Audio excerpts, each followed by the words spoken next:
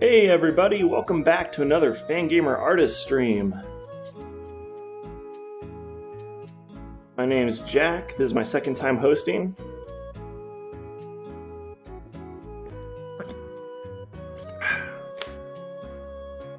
We're taking chat requests and modeling them from scratch in Maya LT. Hey Poe Trader, I know you.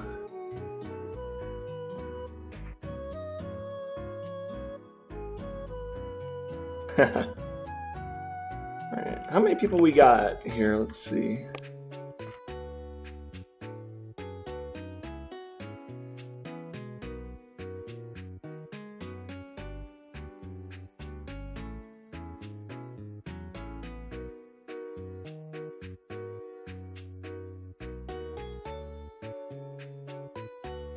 Alright, looks like we're starting to fill up. Alright. Poe Trader, got any requests? I don't know if you watched last stream, but actually, yeah, were you there in the chat? I'm pulling a blank. Anyway, last stream we made Chad Kirby smoking a pickle Rick while holding up the viewer with a Star Trek phaser gun. Let's see here.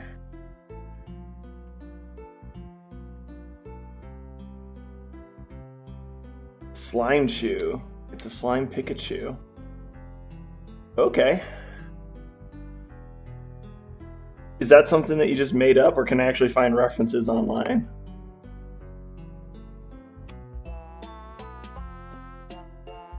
Because I mean, I could just make it up as I go along. I'll just look up Pikachu and go from there. Mike Choi's little invention. Alright, I'm gonna do some Googling. Wish me luck.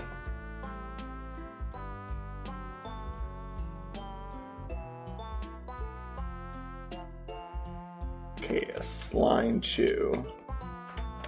Mike Choi. I'm Googling Mike too, so that way I make sure I get the right one.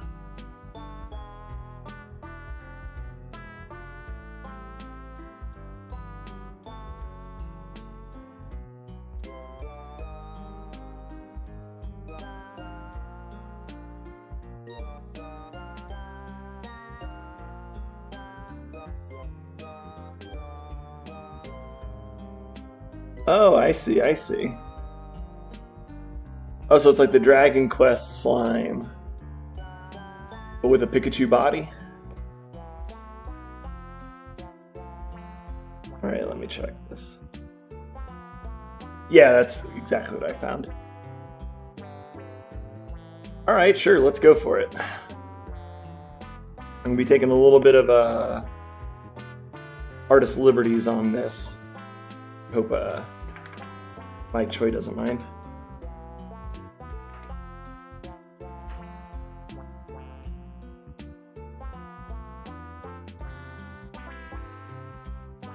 Yes, hello, welcome Insane Ostrich. It is Kirby.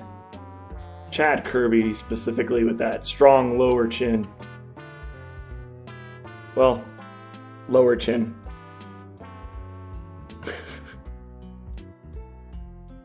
Let's see.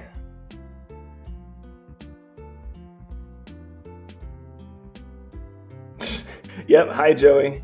Yeah, your Pickle Rick's still here. Just again, for anyone who's joined and hasn't seen it yet, you can actually visit this world in VR chat right now. You know, let me go ahead and let me see if it's been made official yet. They have this thing called, I think it's like Community Labs, where in VR chat you can you can upload any sort of world you want, and it'll be submitted under this subcategory called Community Labs, where people have to opt in to try it. It's like experimental stuff.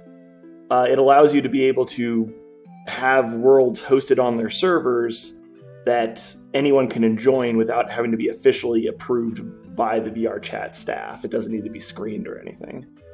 So the screening process is pretty easy. I did it for the VR Camp Fangamer a few years back, and the staff there were really friendly and helpful. So getting approved isn't that hard. If you just have an honestly good if you have a wholesome world you're trying to upload.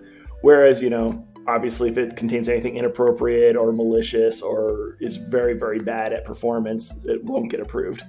But yeah, if you have something that you want to share with your friends and don't want to go through the process of approval, you can upload it to the community labs. And if it gets enough upvotes from just people visiting, if it gets enough positive feedback, it'll be made official.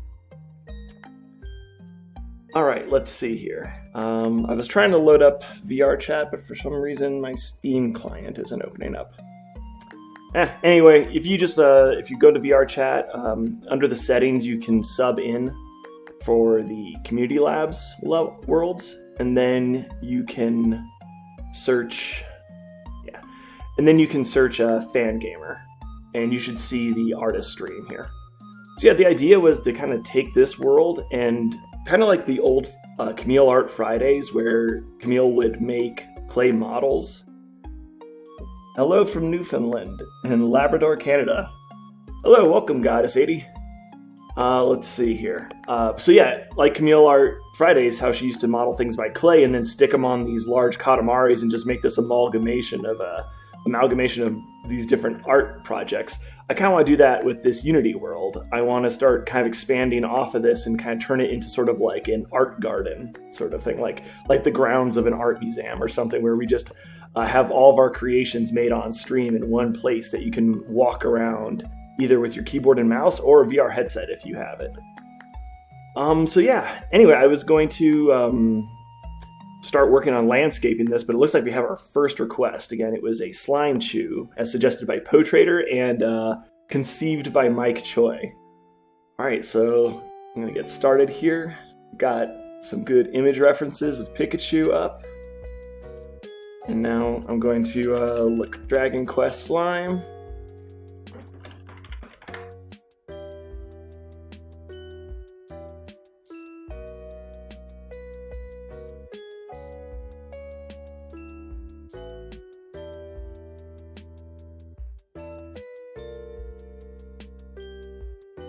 There we go.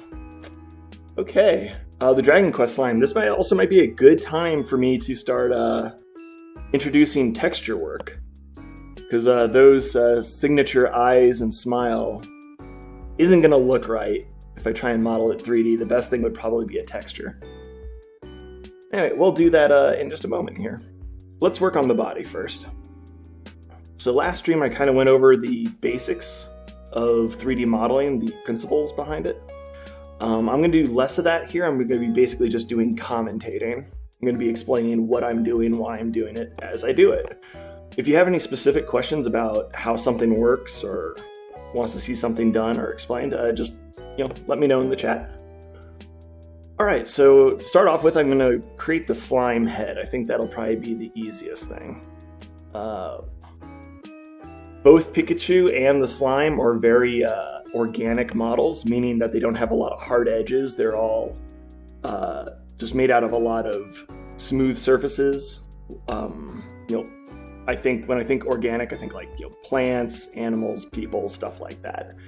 Whenever you're modeling organic models like this, you should work in what's called quads. Quads are four-sided polygons. Polygons are any shapes that is a shape made of three sides or more. The reason why you want to work with quads is that they subdivide very cleanly. And now, what's subdivision? Very simply, subdivision is the process of taking a basic shape and splitting it in half to give it more detail. And then you can split it in half again, and again, and again, and just you can do that infinitely to make it more and more smooth. So here, I'll go ahead and I'll show you what subdivision on a cube does. Mesh, smooth. There, so now this mesh has been subdivided. Let me go ahead and turn on a wireframe. So what it's done here is that this original, here I'll hop back and forth between the two versions. So there's the original, there's the subdivision. Original, subdivision, original, subdivision. So what's happening here is these 4 polygons here were created from the original 1 polygon. This one right here. It was split in half vertically and horizontally. And then the corners were kind of, I guess the average was found between all of them. Let's see here, between its neighbors. So that's why the corner here has been moved down some, it's been moved to the back a bit. But yeah, it smooths it out. So now if I go to mesh smooth again, what's gonna happen is each square is going to once again get divided in half, subdivided, and it becomes smoother.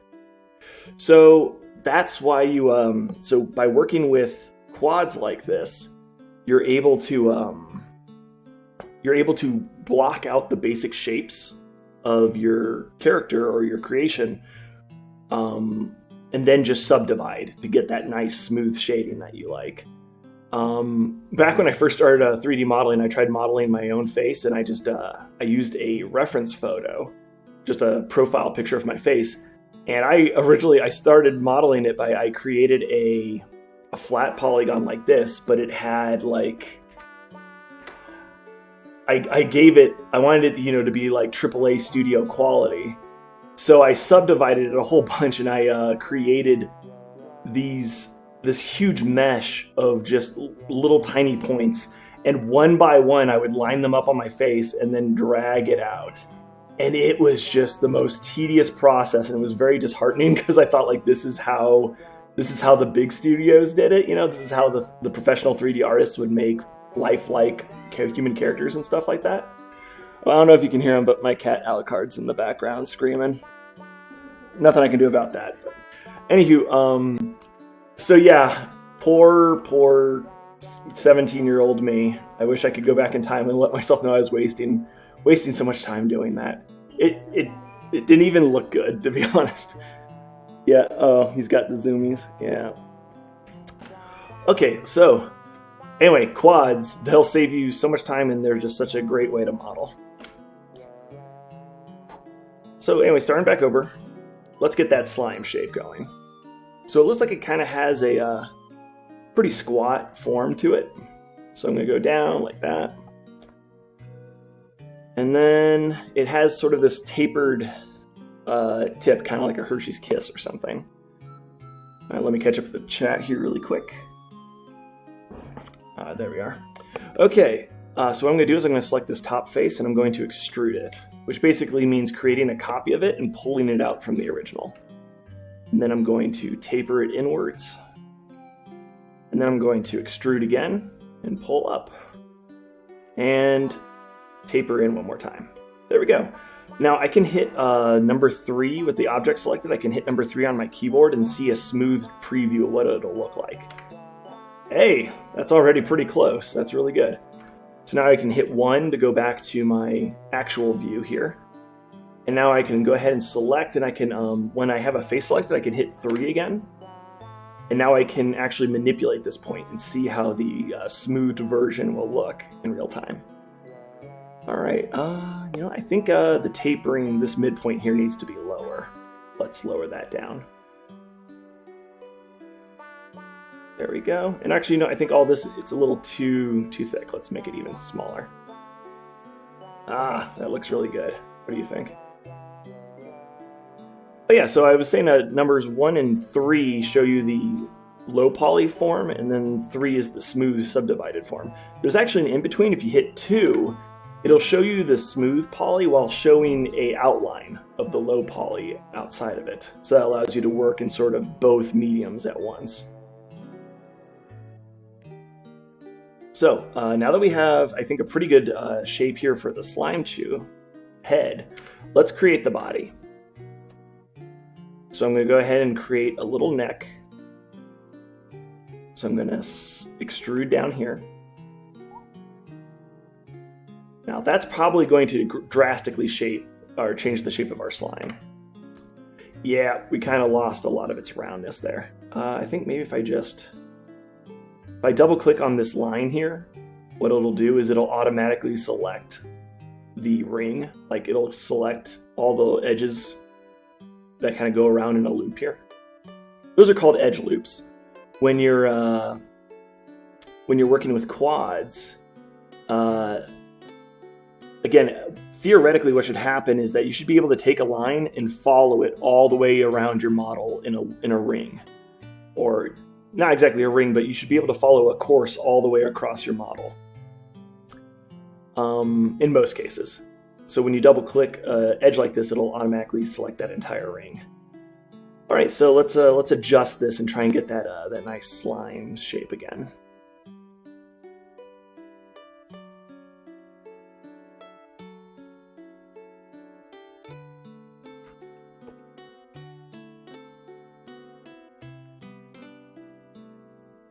You know what I think we might need? I think we might need a little bit more detail here in the middle. I'm going to pull this back down. So the way I'm going to get that detail here is by I can create an edge loop here. Under my mesh tools, I should have a insert edge loop tool. I can click here and I can choose where I want to put it. I'm going to put it right here in the middle. And as you can kind of see later, like an X-ray view, you can see how this slice is going to go all the way around the perimeter of the model here. So boom, I click on that, and now it's basically giving me a bit more control over the shape of the head here. Oops, I put another edge loop in there. So now let's go to the smooth view, and now I can expand out this middle one, kind of like a ring in the middle. There we go, that gives us a nice shape there. All right, let's go to blocking out more of the body. Okay. I'm going to extrude out its neck here. Actually, no, I think it's going to go... We're not really going to have much of a neck. I don't think Slime Chew would really have much of a neck. What do you think? Let's see. I see Mecha Choice here. Hi.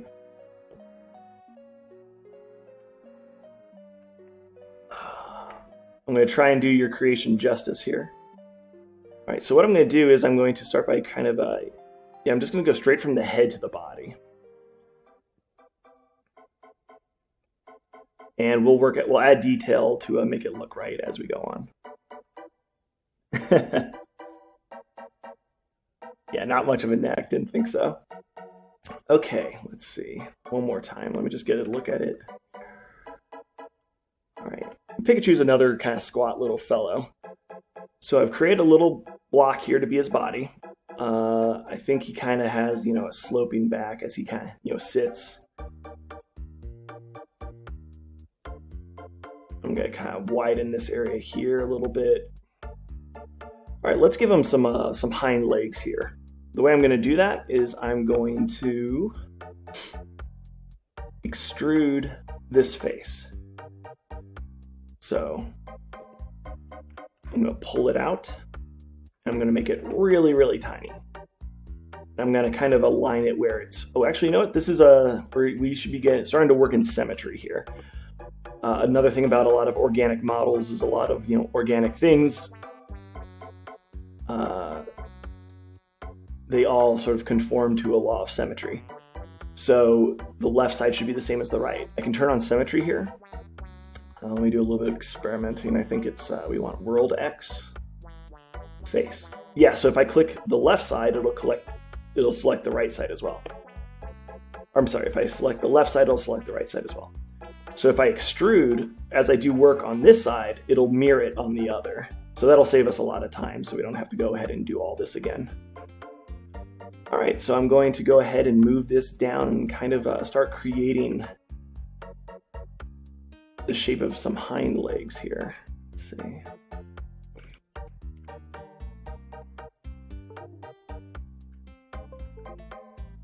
And this is all just going to be something that you have to kind of just get used to. Like, just the more you do it, the easier it'll get. I actually don't have a lot of experience when it comes to modeling organic things. I would make assets for video games, like the source engine for like Half-Life 2 and stuff like that.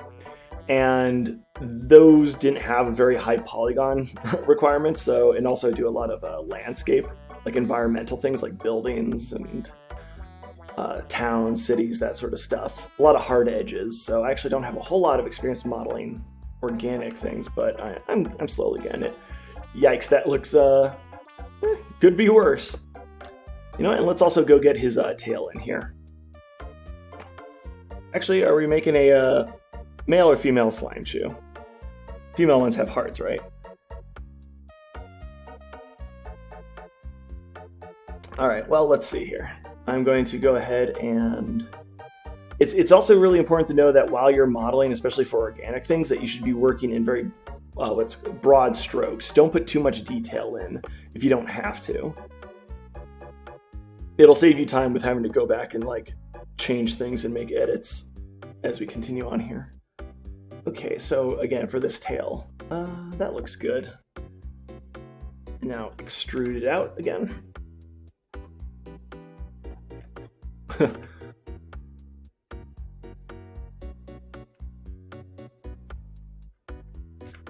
There we are. So now we got our basic shapes here. And now let me go ahead and smooth it and see how it's looking. Yikes. Okay, we're gonna need to work on those feet for sure. But let's go ahead and get those front arms in here, huh? What do you say? Okay, so to get those front arms in here, how to best do this?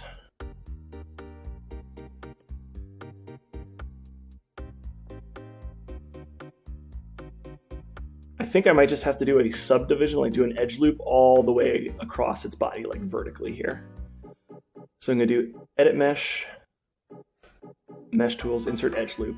I can go to the edge loop, the tool options by clicking this little square. Here we are. So here's the tool options, tool settings for us for an edge loop.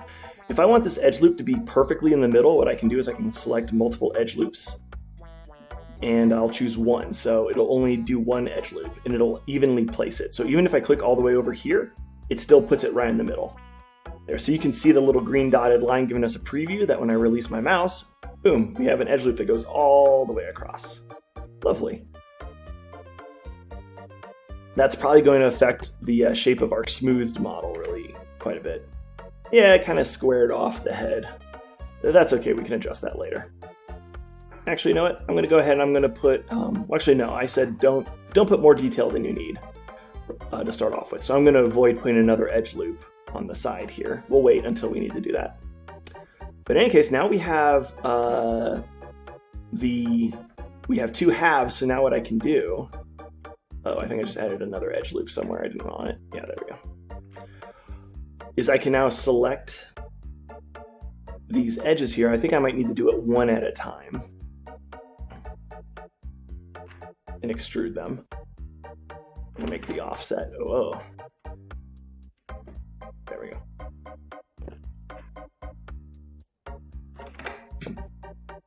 All right, and now these are going to be the base of our forearms.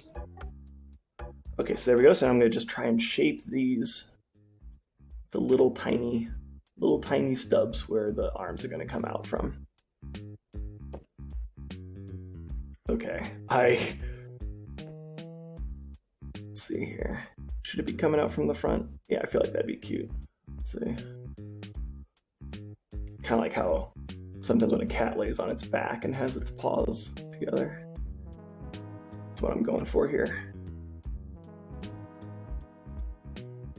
So I want to make sure I get the shape right. As close as I can anyway.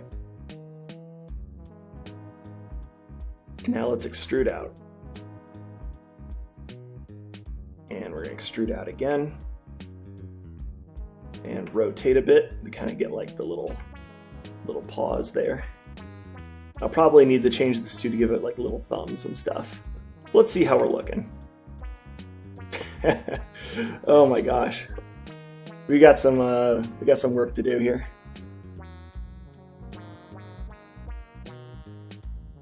Hey Danny. Oh, and Snubcat, welcome. All right, so yeah, we got some work to do on this model, don't we? Let's see here.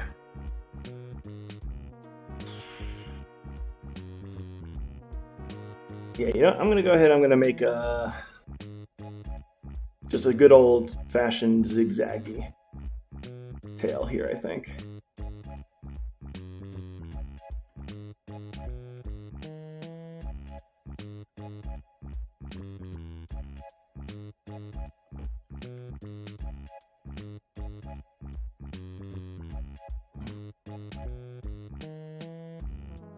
Let's see here. The way I'm going to do that is going to pull the tail out a little bit here, and then I'm just going to give it some edge loops. I think that was just on that. I'm going to change it back to relative distance from edge. This option will allow me to choose where the edge loop goes. I'm going to put the first one here, and then I'm going to put another one here, and I'm going to put one in between. There we go. I'm going to grab these edges here, and I'm just going to move them down. So I'm going to zag. And I think there's maybe one more.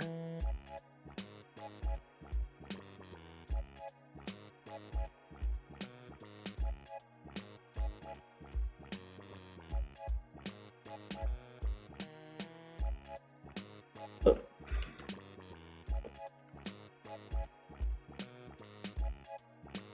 Ah, that doesn't look right.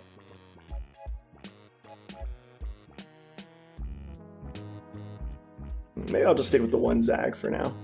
Let me take a look at my Pikachu reference. Ah, it's closer to the base. That's what's wrong here. Okay, so I can just go ahead and add another edge loop down here.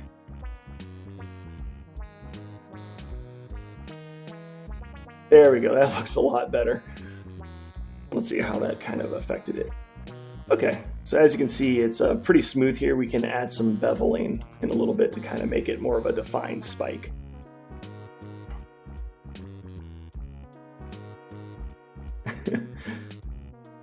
Smooth with beaver tail.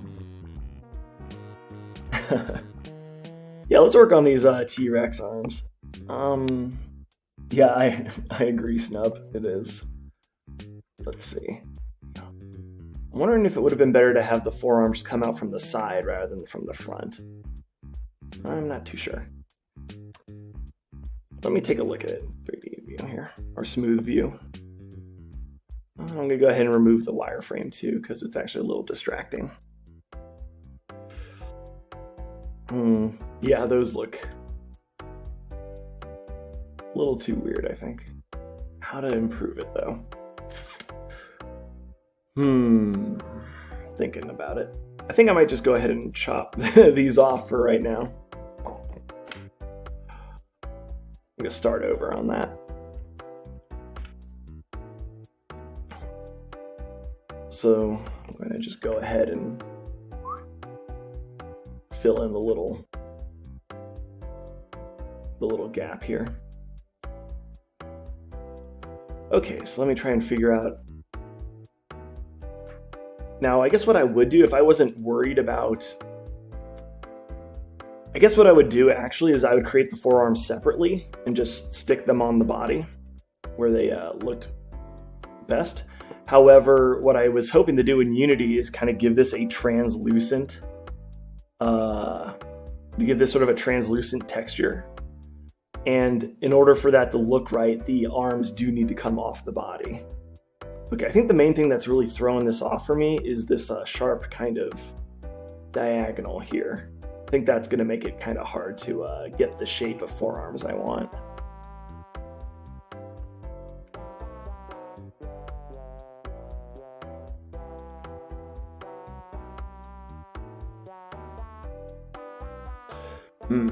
So I'm trying to figure out how I can turn this into a nice kind of more of a square as opposed to like a trapezoid or whatever it is right now.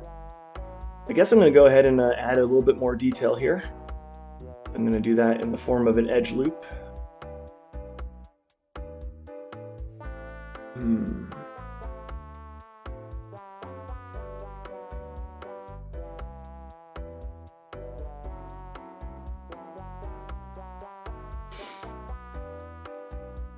I don't know if that's what I wanted.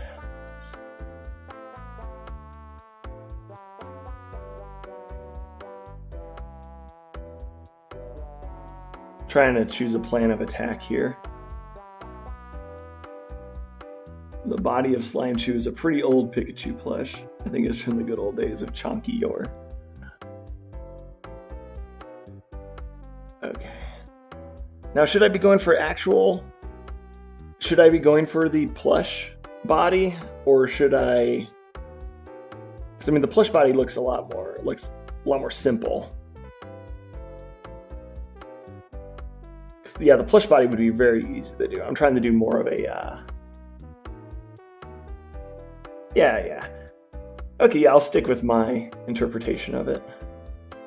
Let's see, I just need to figure out exactly how I want to get these arms on here.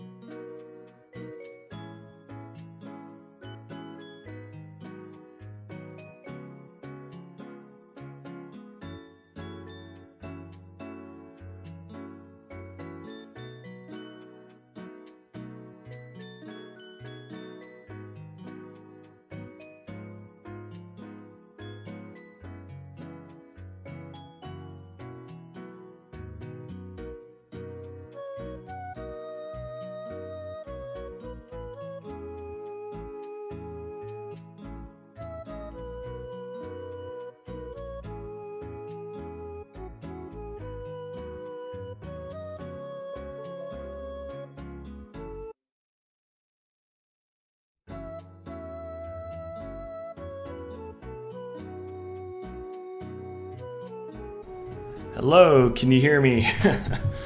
Sorry about that. Happened last stream too. Very strange. Let me know if I need to turn this down.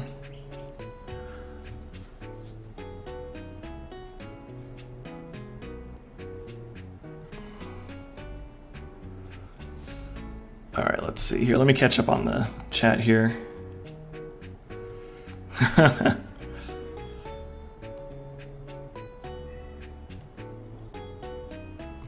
Yeah.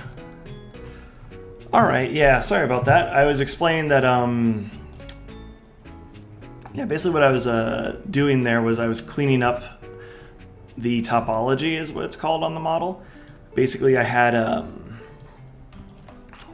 I need to undo that. I need to turn on Symmetry first. Yeah, I was explaining that I had to clean up the geometry a bit. As you saw that when I cut this line here around the model, it created some triangles, as in three-sided polygons, and that's not good for our subdivision. That's going to create some weird artifacts if we had kept those. So now I want to try and take these little guys, and I want to turn these into arms. Okay, yeah, that's looking, I think that's going to look better. We're already off to a better start.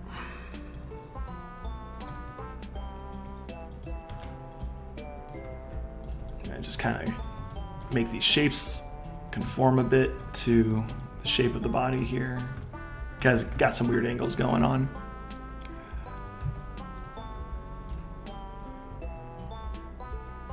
All right. So now I'm going to bring these out and actually kind of start getting our arms here.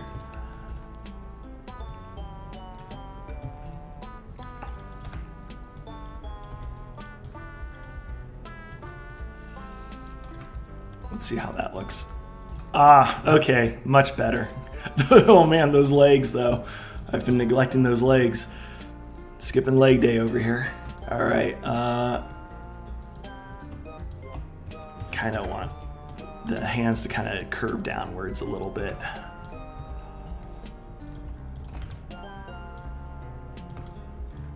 Let's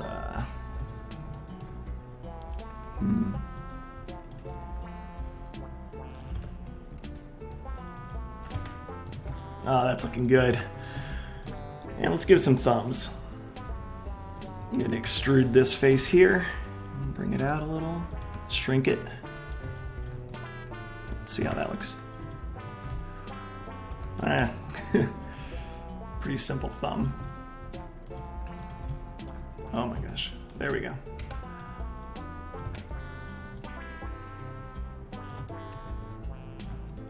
Okay, I think the problem is that this, well, that's hard to see over here. I think there's an edge in here, which is, I'm gonna turn off back face culling. That's when I can go into the model here and I see the back side of polygons. I can, where is it here? Yeah, back face culling. I can put that on, and then it should make it transparent, so that would allow me to get this edge.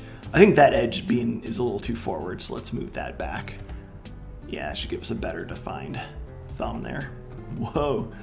Okay, there we are. And if we want to, we could add little fingers there. Let's fix these legs. These legs are bothering me.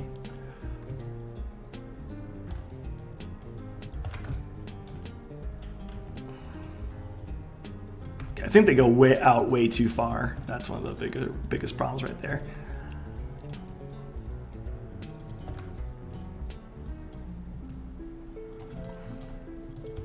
They're not chibi enough.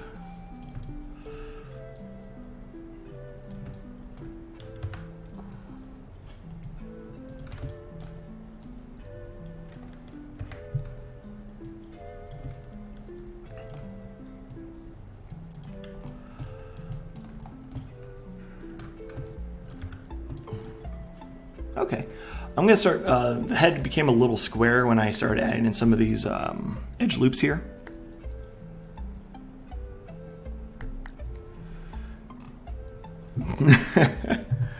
Yeah, you want me to give him like a Rolex and like some scars and stuff on his hand. He's been biting his fingernail. Let's see.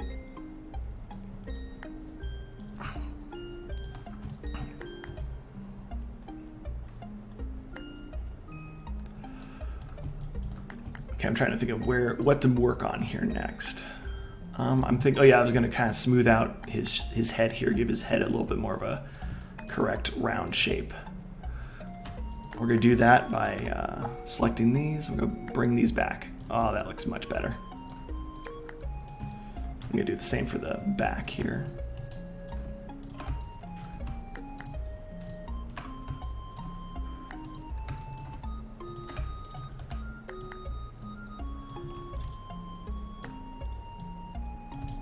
There we go.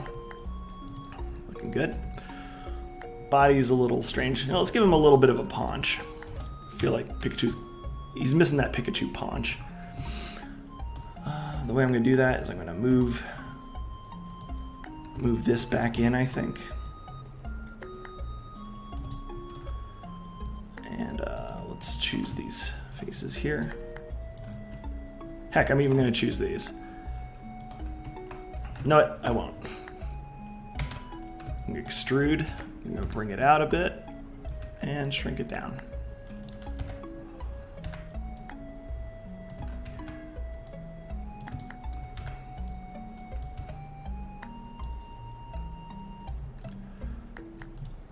There we go. Yeah, it was missing. That paunch was missing. Its legs or its hips are way too...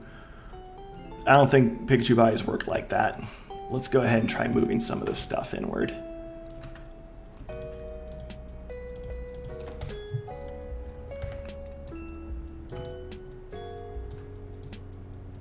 That's way too.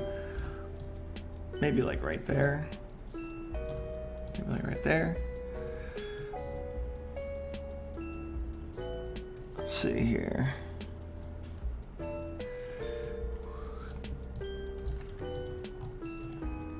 Okay, now that he's been brought in a little bit, those legs still look like they could use some work.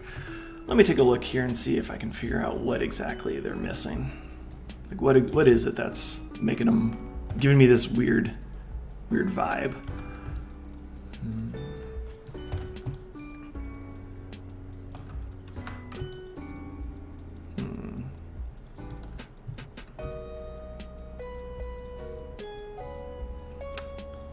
Can't say I can tell you. I think maybe it...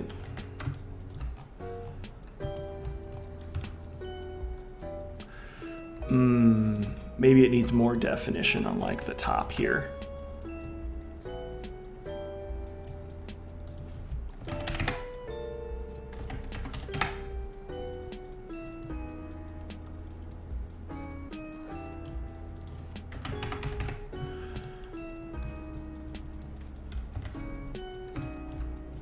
Let's see how this looks.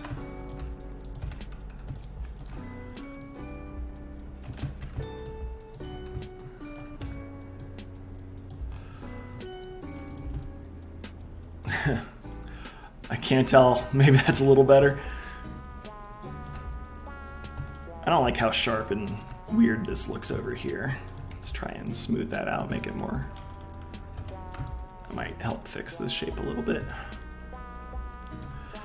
And also maybe the part where it connects to its body isn't high enough. That looks a little low. Let's try bringing that up, see what that does for us. Well, I feel like if that's going to come up, the rest of it needs to come up too.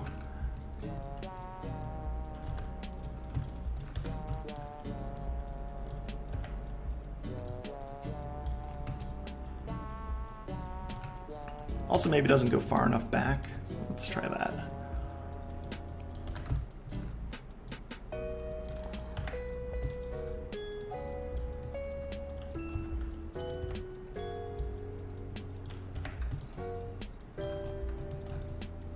I'm just not making those any better.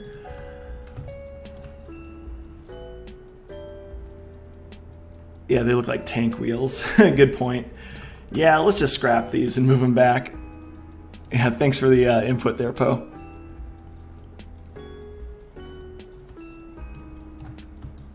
And Danny, yeah.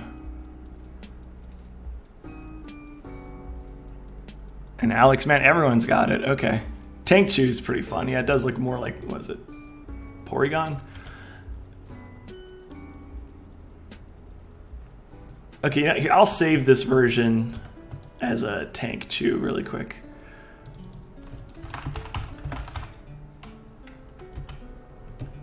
I'm going to create a second copy of it that we can go ahead and fix those legs.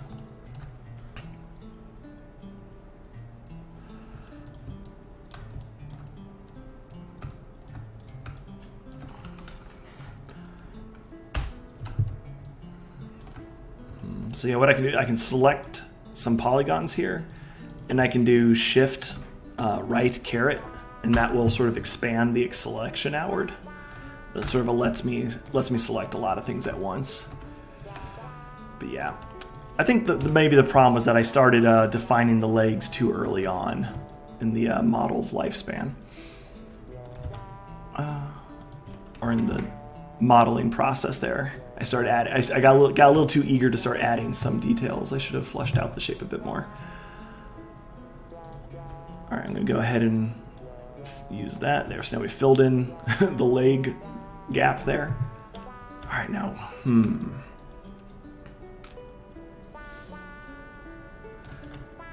Now, how to create the legs? I don't want to destroy the paunch, so I gotta be careful modeling around that.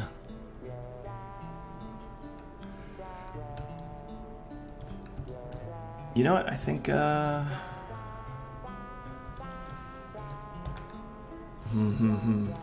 right, I think maybe I'm just gonna extrude these ones right here. Let's see how that looks.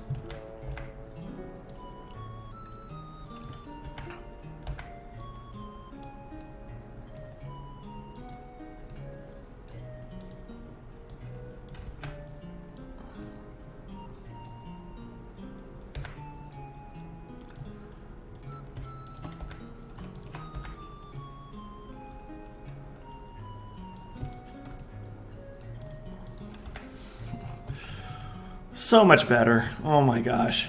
Man, you guys were right on the money. Oh, hey, Vid's here. No, I'm horrible at drawing. It's actually why I think I probably chose to get into 3D modeling, was because I couldn't really create or express myself like visually in any way. Like I didn't have a visual medium for me to really express myself because I couldn't draw things. Whereas 3D modeling is it's a lot less. I mean, definitely 3D modeling can benefit from traditional art skills and techniques, such as like using for like references. Like if you're good at traditional art, you can create your own turnarounds, like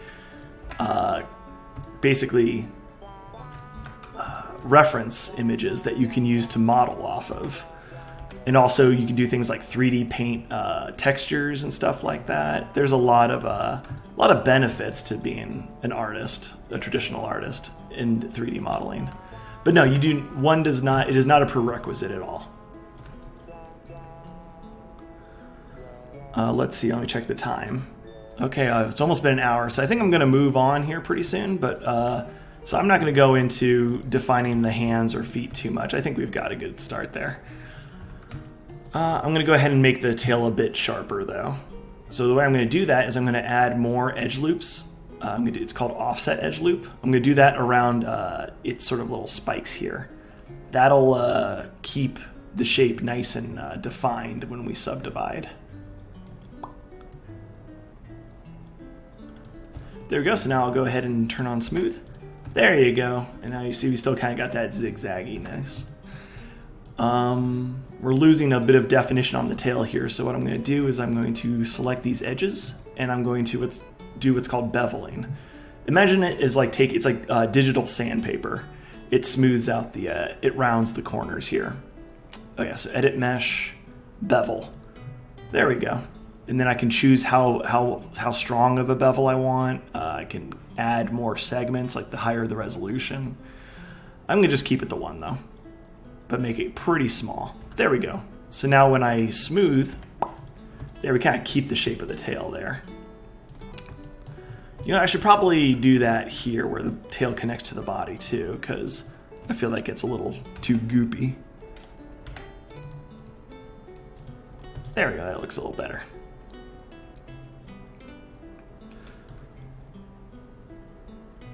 Does Slime Chew have ears? I guess that'd be a question for Mike Choi.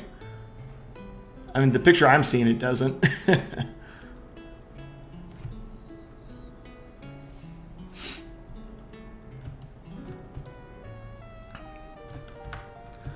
Let's see. Oh, I see now. Okay. All right. Well, I guess to do that, I'm going to, yeah, right here. It looks like the kind of like little like teddy bear ears, huh? The kind of little short stubbins.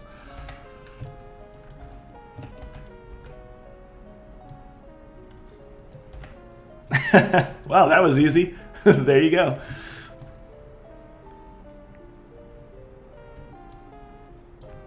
I see. So they do need to be tipped then.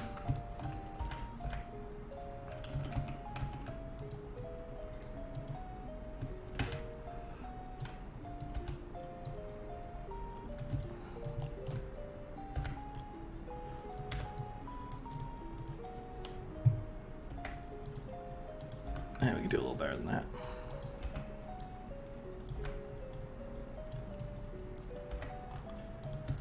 Well, those look like horns now. There we go. How's that? So cute. Very good. All right. So, do we think? Do we think is this a good slime chew? Should I spend some more time on this, or does someone have another recommendation? Otherwise, I'm gonna actually go into texturing this, which is something I didn't really go over in the other one. Yeah, I feel like there could definitely be a lot more work put into this, kind of defining like... Actually, I think I'm going to go ahead and I'm going to do that right now. I'm going to go ahead and add a little bit more of a, like, thighs here on Slime Chew. Let's see. Oh boy.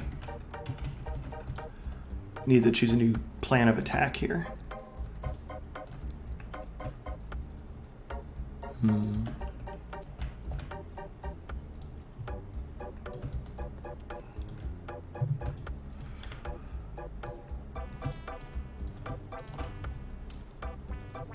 I wonder if this would work. If I can just merge these faces together. I doubt that'll be... Yeah, it's not that easy. Okay. Sorry, I'm going to be in the zone for a second here as I try and figure out a way to make this work.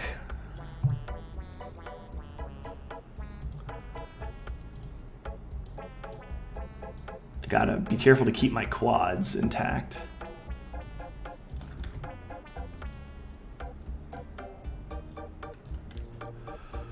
Okay, what have I done? Let's see. Yeah, we're getting a little something. I think that was a little bit of an improvement. I just gotta figure out what to do with this little thigh divot here. Do I just move it up, move it over?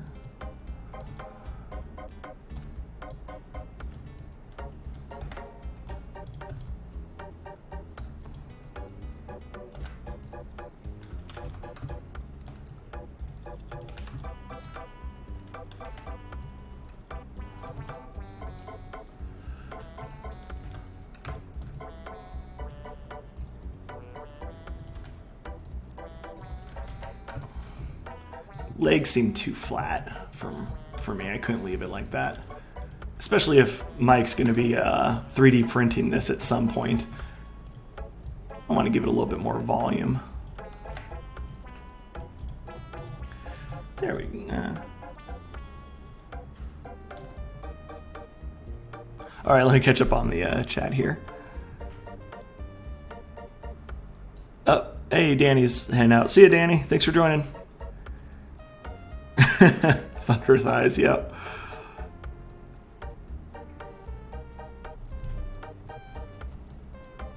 Okay, let's see here.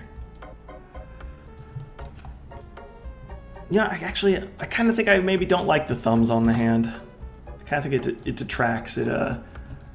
Just having like this little skinny offshoot coming off of its paws actually I think is a little deterring. Or it's distracting for me. So I'm going to go ahead and I'm going to just fill this in. We don't want Slime Chew having the ability to use tools or grab things. It's dangerous. There we go. It's kind of got like a little... Trying to think of how I could clean this up really quick because hands felt like they were done kind of sloppy.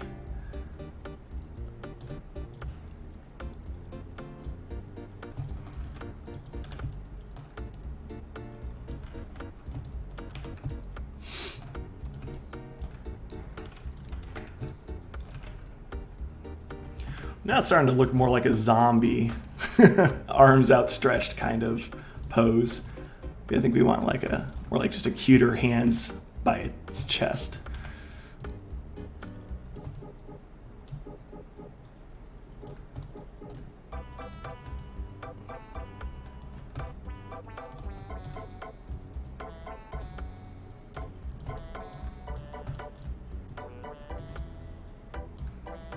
Yeah, I'm just kind of free-forming this right now.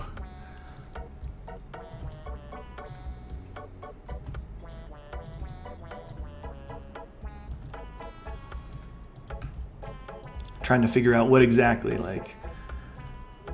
is giving him like this zombie stride look. Let's see here.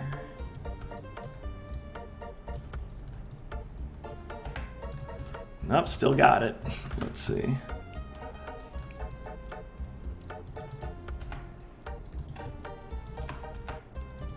Yeah, I want to go in the texturing soon, so I don't want to spend too much time trying to correct something which may not even be all that big of a problem.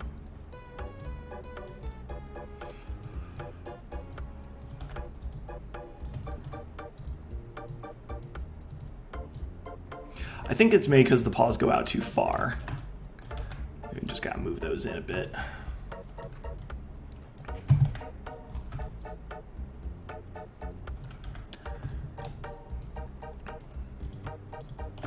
And also I think they need to be more moved inward.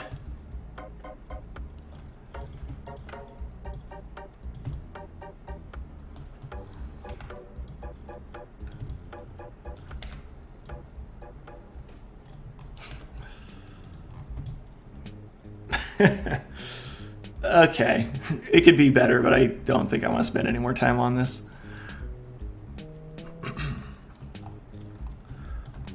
All right, let's see here. So yeah, texturing. Texturing is going to be the easiest if we're in low poly mode, because we're going to be doing what's called UV editing, which I'll show you here in just a moment. All right, I'm going to go ahead and I'm going to open up Photoshop. Again, a free alternative would be Paint.net. Paint.net's great and basically does all the same things. So what I've gone ahead here and I've created a canvas, which is, if I go to the image size, it's 1024 by 1024 pixels. When creating textures for video games, which is what we need to do if we're going to be putting this in the Unity later, it needs to be powers of 2. So we're thinking like 2, 4, 8, 16, 32, 64, 128, 256, 512, 1024. These are all just numbers that you'll memorize over time. 1024 though is a very good base for more like modern day textures. Obviously, if you could go quite a bit higher. I think the maximum for Unity is 4096, so 4 times larger than this. But I think 1024 is a good starting point for most things, especially if the player isn't going to be able to get like super close to inspect it. All right, thanks Poe and Mike. I'm glad you like it. So yeah, we're gonna go ahead and stick with 1024. And now I'm gonna just go ahead and I'm just gonna straight up steal the Dragon Quest face here. Let's see here. What would be a good one for reference? I kind of like this guy. So we got copy image, paste. There you go. How's that? Do you think that's a good expression, good eyes there? Yeah, I thought so. Thought so too. Let's see here. So now I'm going to go ahead and I'm going to isolate these. I'm going to go ahead and just get the face here. And I can select a color range. So I can start selecting the blue of his face.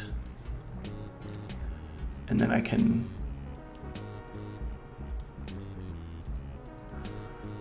let's see here. I only want the blue. Don't want any black or anything like that. Okay. Perfect. Man, that was a good extraction, I think. All right, I see a little bit of blue over here. Let's get rid of that. Okay, good. And you know what? My source image isn't very big. I could actually probably create this, I could make this image even smaller. Let's do 512 by 512, so 1/4 the size of what it was. And I want it to all kind of collapse up here to the top left corner. There we go, and very nice. Having it collapsed or having it smaller like this will create better performance in Unity, and we really just don't need that much detail. All right. I think this might be all we need for the texture. So I'll put that right in the middle. Except, what color is Slime Chew yellow? Like have an amber color?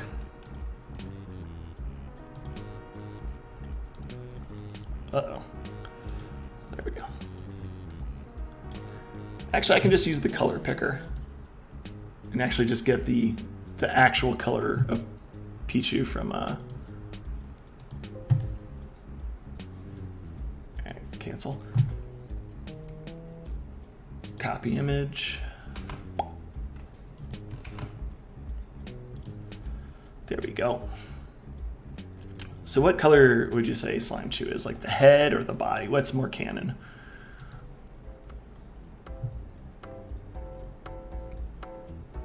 Mm-hmm. Yeah, back when I did Kirby, all of Kirby's features were all 3D models. But I think texturing would be a fun thing to go over. Head is orange, body is Pikachu yellow. Oh, really? Well, now I need 2 different colors? That's fine. We'll make it work. How to make it work, though? Okay. I'm just thinking here. Okay. I'll just use both colors, sure.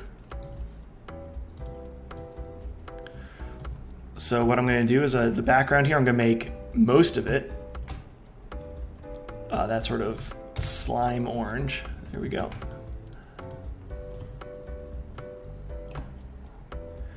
And then I'm going to have it do a gradient into Pikachu's yellow body. So I think maybe that's a nice bright yellow. Is that too yellow? I guess if I go over here, it's a little too orange, so I'll go super yellow.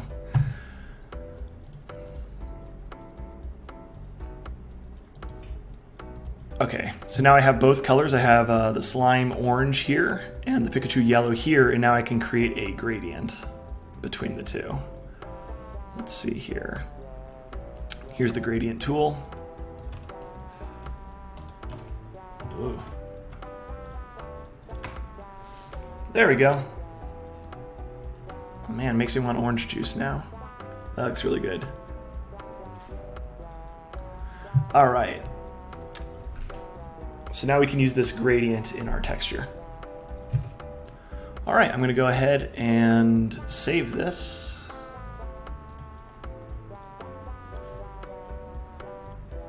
Let's see here.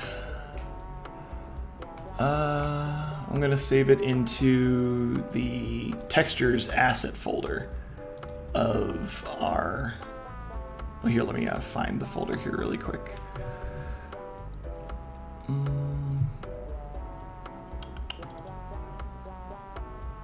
Fangamer Art Stream Unity project assets. Okay, yeah, here we go. Assets. We have materials. Okay, we actually don't have a textures folder yet, so we're gonna need to do that. and I'll just call this slimechew.psd. It's going to ask about some compatibility. We just say yeah. All right, so now that we have our texture, let's actually start applying it to our model. So the way we're going to do that is I'm going to select our model here, and I'm going to click this button here. This is called Hypershade. It's Maya's sort of material or texture manager. I'm going to create a new Fong material. Fong is how to describe it? I guess it's like the shader style. Like you think of like tune shading, cell shading, stuff like that. Fong is a highly efficient, very, I guess, closest thing to realistic shader we're going to get. And I'm going to call this just Slimechew. Okay, I'm going to click on this button down here. This will show us what's called a shader graph. This is basically a visual representation of how the shader is created. So at the base here, we have our Slimechew material, which it has things like its color, its ambience, its incandescence if we want it to glow, its reflectivity, its translucency, and it feeds it all into the Fong shader here. That's what this little this is what this line is here. It's all this data is being put into the Fong shader. So to add a texture to the Fong here, we click on this middle one, or this left side, and right here under color, we want to click on this little checker box. What that does is we want to assign it something. We click that and it'll ask us what we want to assign to the color, and we want to choose a file. So now we see our shader graph here is expanded. So now we have this is called a UV map here. This is how we place our texture on the model. This is being applied to a file, an art file. That art file is being fed into the color value of our Slimechew material, and then that is being fed into the Fong shader. So that's how this works. Okay, I'm catching up on the chat here really quick. Make him glow. Okay, we can do that inside of Unity, but we'll save that for later. Fong shading is forever associated with Reboot for me. I really got to rewatch that show. I don't even know if I had a computer back when I was watching that. I'd probably appreciate it a whole lot more now. Well, yeah, and also I'm great to hear that. I'm super happy to hear that everyone's learning something today. That's what I'm going for. Oh yeah, so anyway, we need to actually associate our file. So I'm going to go to File here, and now it needs us to actually associate the file with an actual file. So I'm going to do that. I'm going to go ahead and find it here. One moment. Unity projects, Fangamer art stream. Okay, here we go. So we're under our Fangamer art stream Unity project, under assets, textures, and there's slimechew.psd that I made. Okay. Whoa, look at that. Jenna was actually she walked by the other day, and they said that they wanted to know what this thing was. And I had to tell them that I told them that it was sort of the preview thing here, and they described, what'd you say it looked like? Oh yeah. They said that it looked like the ultimate safety capsule from Mother 3.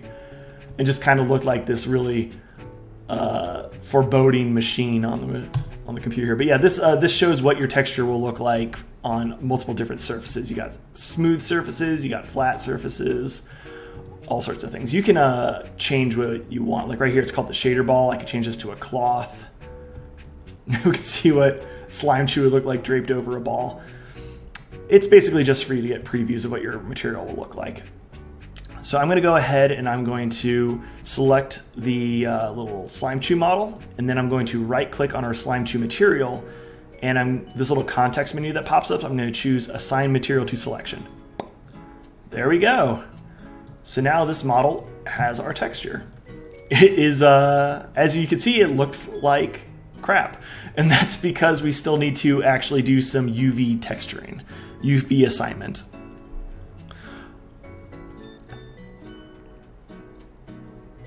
Oh, Mike Troy says, hi, Jenna. Okay, let's see here. So here we go, UV editing. Fun times. I can go here, UV, open up the UV editor. Now, UV editing is super important, super handy, super powerful. It is, however, a lot of people hate doing it. It's kind of tedious. I know that there's a lot of new tools out there that like streamline the process. There's a lot of automated techniques now. A lot of them I'm not super familiar with. I'm kind of, whoa. Oh geez, I just docked the UV editor into a smaller area. Didn't like that. So anyway, I'm gonna be doing some sort of old traditional UV editing here. There's probably faster, easier ways to do this, I don't know. But this is just the way I grew up learning how to do it. So the way UV editing works, let me go ahead, this looks like a mess. Let me get these out of here so we can actually work, we can concentrate. UV editing is kind of like, it's sort of like working with a map. Like, you know how whenever you see a map of the world, how even though the world's circular, it's kind of it looks like it's been sliced up like an orange slice. It's laid out in like connected ovals. That's sort of what you're doing when you're texture mapping. You're taking your 3D model and you're basically unfolding it as if it was like a paper statue. You're unfolding it and laying it flat. And what that does is it allows you to apply 2D textures to this. Jenna's here and they're giving me a... I'm concerned.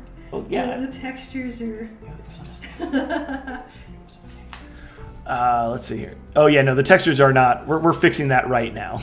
That's cool. Yeah, luckily the that's a lot of mouths. Yeah. We're gonna fix that. Let's see here.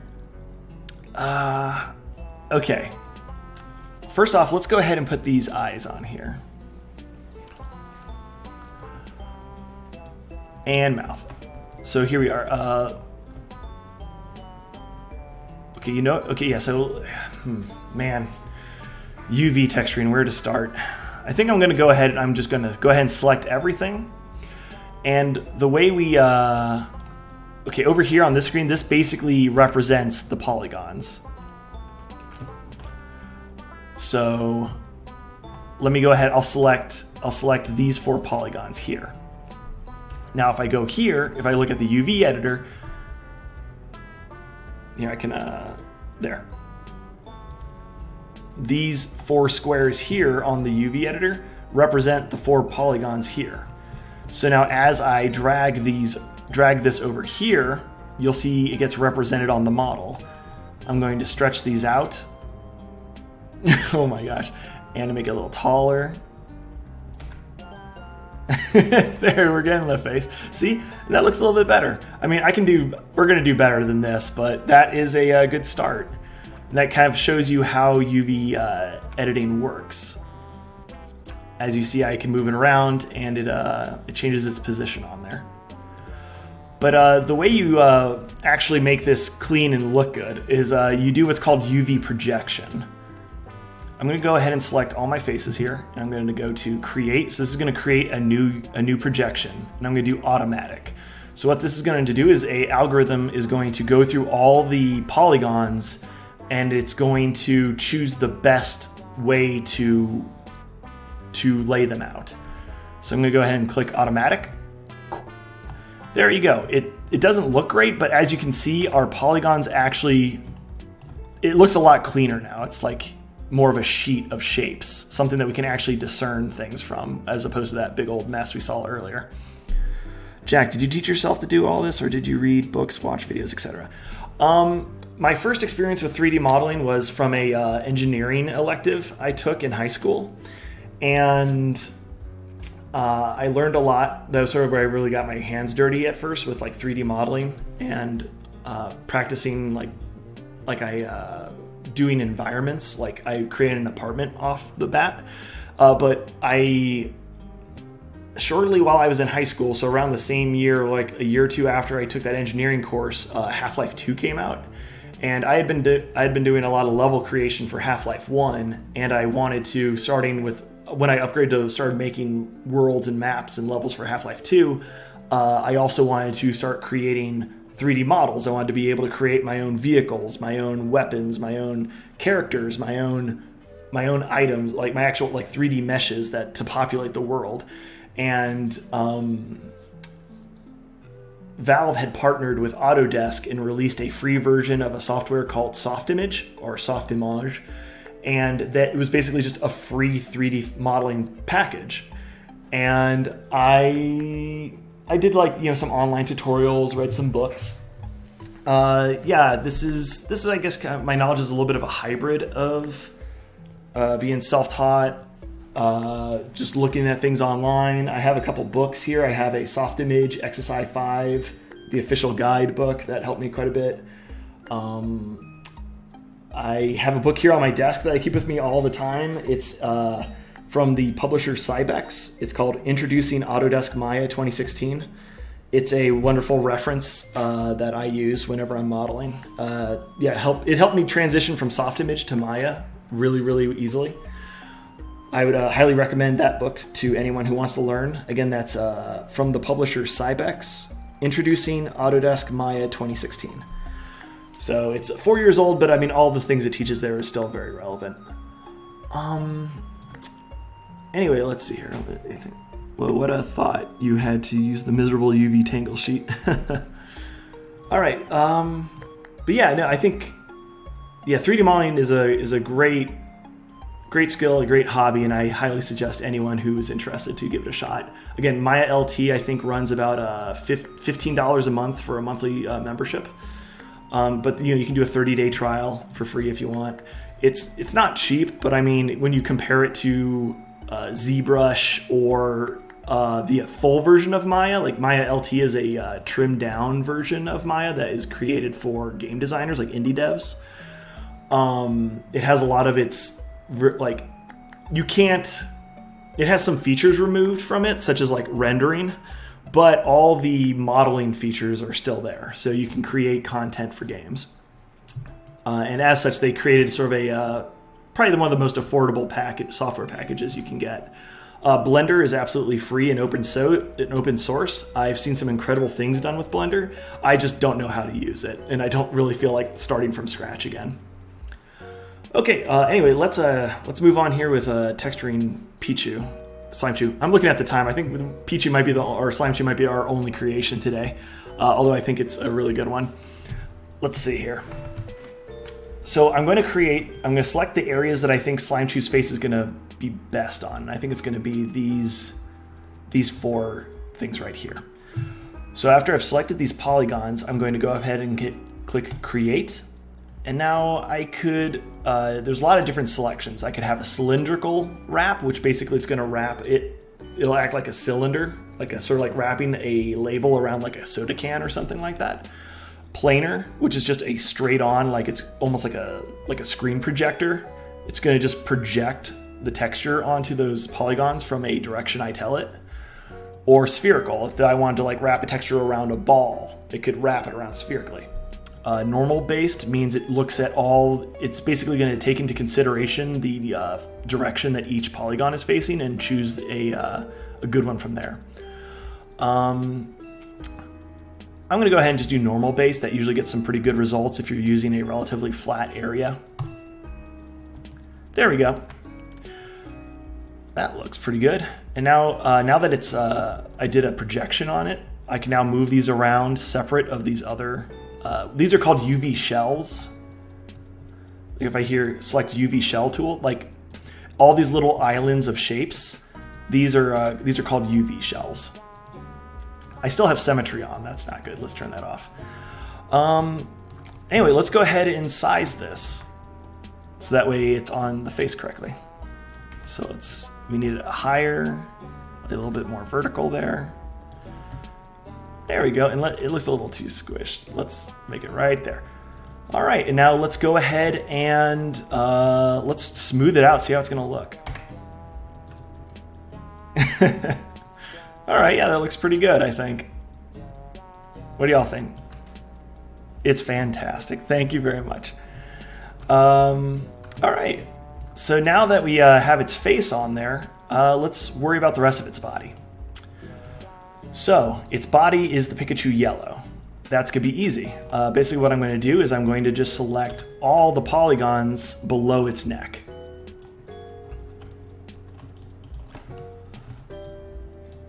I'm doing some very easy texturing here. Texturing is usually a lot more involved and a lot more difficult than this.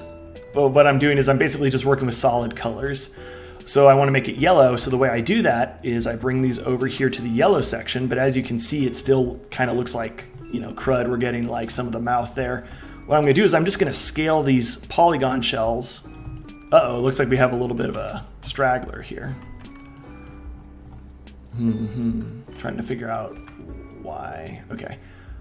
Looks like it's connected there. I need to cut that. Under the UV toolkit here, I can go to... Actually, no, under the tools here. No, cut and sew option. Create UV shells. If I do that, that should separate it. Yep, there we go. We don't have that, hanger on there. So let me go over here and select, I'm going to move it down to the Pikachu yellow area, and I'm just going to shrink it. Down, down, down, down, down, down, down, down, down, down. There, so now all these polygons should have the nice big old bright Pikachu yellow. So now how are we going to make this gradient work? I'm going to use the neck for that. So I'm going to go to face, I'm going to select all the polygons of its neck. This is where the gradient's going to happen. There we go. All right, so now I'm going to need to do a new projection onto its neck. I think the best way to do that is going to be a planar projection. So the way that's going to work is imagine a projector, like a movie projector, over here, and it's going to be shooting like the texture from right to left. So that way we're going to have a side view of its neck here. So let me go ahead and open up the UV editor again. So I've selected the polygons, and I'm going to do create, and I want to do a planar projection. I'm going to click on the tools because I need to specifically choose what direction the projection is going to come from. I want it to come from the front, which if we look at our little gizmo here, looks like Z, the Z direction is where we want it to come from. So from the Z axis, and project. And there we go. I'll move it to the gray area so you can see it better. There, so now this should be just a cross shot of its neck there. So now I can move that up here and I can place it on the gradient. I'll expand it so that way the top part is in the orange and the bottom part is in the yellow. So if I go here, if I close out of this, let's get a better look here. I'm actually going to smooth him out right now, so we can get a better look. There we go. Now we can kind of see that gradient happening here from the orange of the head down to the yellow of the body. Now, let's fix the rest of his head. This is, again, just sort of the same way that we made all of the body yellow. We're just going to go ahead and make... Actually, I don't even need to select these in the 3D view. I can do this from the UV editor. As you can see, I kind of moved all the extra pieces over here off to the side. I can select those, and I can just, once again, shrink them down really tiny and just move them into the orange area. There we go, looking good. We still need to make the ears dark. So what I'm going to do is I'm going to select the ears, the tips of them. I'm going to go to UV editor, and I'm going to just give it create. I'm just going to let it do automatic. Boom. So it's given me, it's unfolded the ears into these little shapes. I'm going to shrink these down, and I just need to choose something black on our texture. I'm going to use the pupil. There we go. There we are. I think it is good and textured now. Very cute. I love them. All right, let me catch up with the chat here really quick. I've been in the zone. If your UVs are particularly involved in terms of scaling, does it affect performance in a significant way? No, I don't think UV placement can affect performance in any sense. I mean, I could be wrong, but yeah, no, I don't think your UV. I'm pretty sure that UV how you lay out your UV map, because here's something else too I guess I should point out. I'm going to go ahead and open up the UV editor. If your UV maps, if your UVs go off the grid here, as you can see, it goes from 0 to 1. So from left to right, I have a value of 0 over here at the bottom left corner and a value of 1 over here in the bottom right. So every point on the model here, these are called UV points. On 3D models, they're called vertexes. These little points here, these are vertices. And on the UV editor, they're called UV points. So the UV kind of stands for X and Y. X being left and right, Y being up and down. Whereas on a UV map, U is left and right, and V is up and down. So the bottom right corner of the texture here has a U of 1 and a V of 0. So the value of this would be 1, 0. The top right corner would be a value of 1 U and 1 V. So a value of 1, 1. Anyway, if you go outside that range, so I'm going to go ahead and grow our Pichu face. As you can see, it just loops bigger and bigger and bigger and bigger and bigger, and now we just have all these little faces in there. So yeah, anyway, to answer your question, Vid, I don't think the amount of scaling that you do in the UV map affects like performance at all in game. Pretty sure you can make it as big as you want or as small as you want without any sort of performance impact. All right, so anyway, I think we're done UV editing. Let's get them into Unity, huh? And make them glow too if we can. Okay, well, first off, we did not create, low poly chew is pretty cool looking here, but slime chew is smooth, as we all know. So let's go in here, and I'm going to just subdivide him quite a bit. Actually, you know, I'm going to make a copy of him. Slime chew, not slime chew 1. Oh, okay, I guess it's probably because we have a. I think it's because our material is called slime chew. It won't let me give him the same name. I'll name it slime chew low poly. There we go. And I'm going to duplicate it. I'm going to hide the original. Control H to hide. And now I'm going to create this one, high poly. And now all I'm going to do is I'm going to go to mesh and smooth. And I'm going to do it one more time. Mesh, smooth. There we go. We can see up here, it looks like we have about 7.8 thousand polygons on this model. Not bad for modern, game assets. I'm just now realizing the little spike there is kind of squared off. It's fine, I guess. Let's see. But yeah, there we are. There's Slime Chew. Do I need to make any adjustments before we put them in game? Oh, looks like Joey's heading out. See ya, Joey. Yeah, does the head need to be bigger? Anything else? Any sort of last minute adjustments? Because after we put them in Unity, there's really no going back. Well, I mean, there is, but just not for this stream. The head could be bigger, yes. Let's do that. Okay, so I'm going to say, sorry, goodbye, high poly. We're going to bring back low poly here, and I'm just going to grab the vertices of his head. And I'm going to enlarge. All right, so the way I'm going to do that, this little dot here, this is called the pivot point. This is sort of, this is considered the center of all the work I'm doing. Oh, it looks like I actually selected some of his tail points. That's not good. I'm going to go ahead and deselect those. Oh, it's like Alucard's got opinions. All right, so anyway, there. This is the pivot point. So as I enlarge and shrink the head here, they're all going to do so in relevance to this point. I don't want that, though, because as you see, I do that. Like his head goes down into his chest and looks really weird. So I want it to grow upwards from his neck. So the way I'm going to do that is I'm going to hit D on my keyboard, and that allows me to change the location of the pivot point. That's not helpful.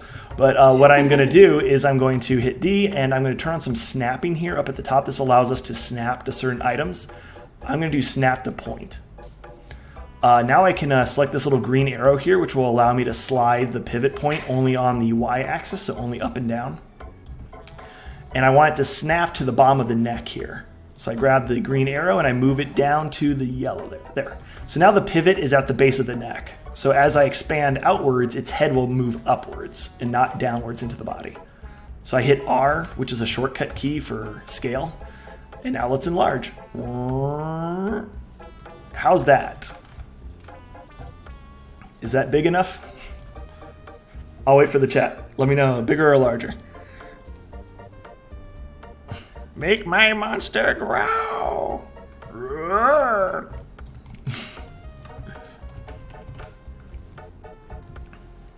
Bigger and larger. How's that? Is that good? Is that top heavy enough? Oh, go back. Oh, well. Well, okay. PoTrader was the one who recommended the model, but Mike chose the father. What do we do? Okay, listen to Mike. It's a little bigger. Okay, how's that, Mike?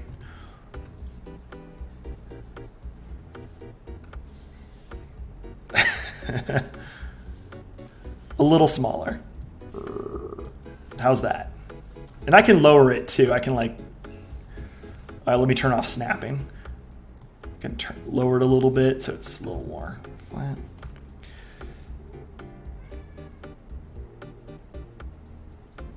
Yeah, you could probably do some Atelier Riza modding. Looks good to me, says Mike. All right. There we go. Meow, meow. Okay, so let's see here. So now I'm going to go ahead. I'm going to move him back to his low poly. And I'm going to duplicate him, Control D. And I'm going to change this to high poly. There we go. And I'm going to go ahead and hide the low one again. And I'm going to select the high poly, and I'm just going to, again, mesh smooth. And I can hit G, that's a shortcut key on the keyboard, to do the last action you did. Boop. There we go. Actually, you know what? I'm going to undo that. I am being a little bit bothered by how his little head spike here goes inward. So I'm gonna smooth him once, and then I'm gonna pull these out. There we go. And now I'm going to smooth one more time. Beautiful. The bigger head makes it so much better. Oh, the tail, what happened?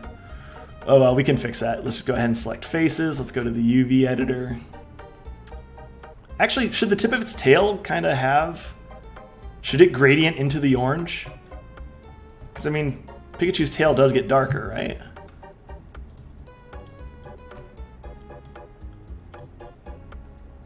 Alright. Mike, it's your call. Let's see.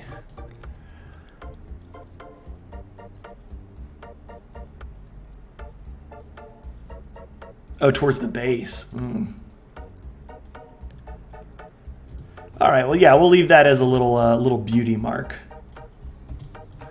Let's see here. Yeah. All right. I think we're ready to put this into Unity now.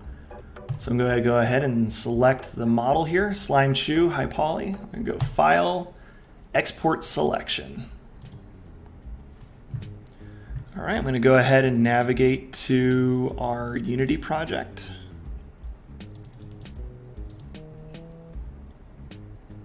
Unity projects, Fangamer art stream. Okay, go to Assets, Models. And here's all of our old models from the previous one.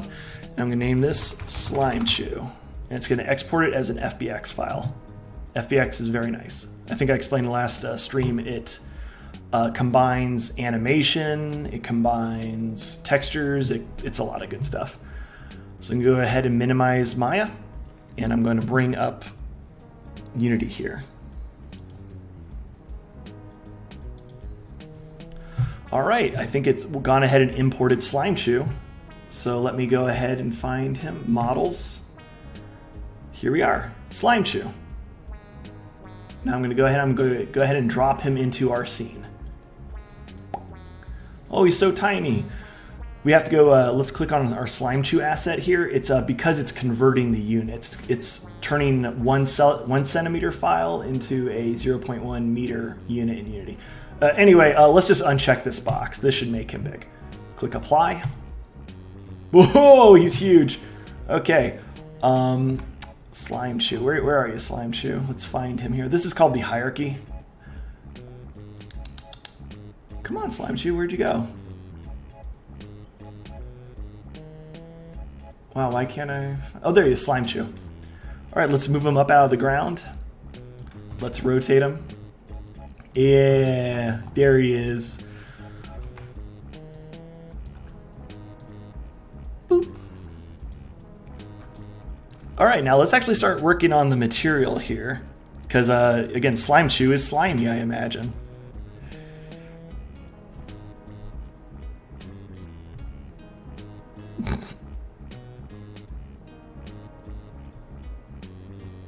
All right, well, yeah, you should be able to hang out with Slime Chew in VR chat within the next hour.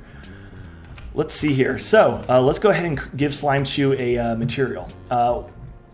Slime Chew's, when he gets imported here, he keeps the Unity automatically creates a material for him. If I go ahead and search slime, there it goes. Slime Chew. This is the Slime Chew material that it imported with the model. Because of, it's an FBX file that includes the materials that we created in Maya. The problem with it importing is that we can't edit it. Like, it's all grayed out here. So it keeps all the values that we had in Maya. But we want this little guy to be translucent. We want him to be slimy. So we want to create our own material. I like to create materials. We could go ahead and create the sliminess and the translucency inside Maya if we wanted to, but it won't look like it will in Unity. It won't look perfect. So I prefer to, when making materials, to do the material inside Unity. So I'm going to go ahead, I'm going to go back to the models here. I'm going to choose Slime Chew, I'm going to go to its materials tab, and I'm going to tell it to not import materials. Click apply. So now Slime Chew is now the default material now, which is fine. We're going to go to our materials folder and our assets, and I'm just going to go ahead and start with one. I'm going to, let's say, start with black, because black looks super shiny. I'm going to hit Control D. I'm going to expand this window a little bit, and I'm going to call this Slime Chew. Okay. I'm going to go ahead and change its color to bright white. You'll see why I did that here in a second. So now we have our texture maps. I'm going to do Albedo, the Albedo map. That is a strange word, but basically that means the color values. This is the texture, the base texture. I'm going to click on this little circle here. This will allow us to choose a texture. So I'm going to again search slime. So there's Slime Chew. Boop. There we go. So now it's using our slimechew.psd file as the Albedo map for our material here. As you can see on the little preview ball, it actually has the little slime face. Oh, he looks scared or very worried. So now what I can do is I can just go ahead and drag and drop this new material we made onto our model. Boop, there we go. There, now we kind of have those nice bright highlights. It looks very shiny. So now we can start messing with this. There's a metallic slider. We don't want Slime Chew to be metallic, so we're gonna have that all the way down. However, the smoothness, we do want a good amount of smoothness. Like if I have it too low, we get these nice reflections here. But if I turn it all the way up, you can actually see reflections of the environment on him. So that's really cool. And those reflections are thanks to the reflection probe we created in our last stream. Catching up on the chat here. Oh, hello, Stebeth. Welcome. You've, I'm afraid, missed the modeling aspect, but we're in Unity now. And we're going to be placing Slime Chew in here so you all can come visit him. Oh, Dr. the Punisher's here too. Hey, welcome. Where is Slime Chew in terms of slime hierarchy? Slime, red slime, metal slime? That's a good question. Let's see how our gradient came out. Oh yeah, that looks good. It's a nice gradient under there. All right, let's also make them transparent, huh? So we'll select out the material, and it's pretty much as simple as right here, the rendering mode. I can go from opaque to transparent. Oh geez, that actually made him really weird. But yeah, under his color here, there's an alpha slider now. You know what? I don't know if transparent's good. I think the shader's getting kind of strange. We're getting like, we're seeing his body on top of his head. That's not right. We might need to, yeah, I think I might need to do a little bit of research into Unity shaders if I want to actually create a actual slime looking effect to where he kind of like refracts things behind him. That's what I want. Maybe if I go to slime shoot, maybe I need to give him a normal map. Huh. You know, let me go stand. Maybe it's under different shaders. So I have standard, there's standard, specular, effects, flare, mirror reflections, GUI, that's graphic user interface. That's definitely not anything we want. Mobile, nature, particles, skybox, sprites, UI, unlit. Let me try unlit transparent. Nope, we still have the problem to where we're seeing parts of his body on top of his head, which isn't right.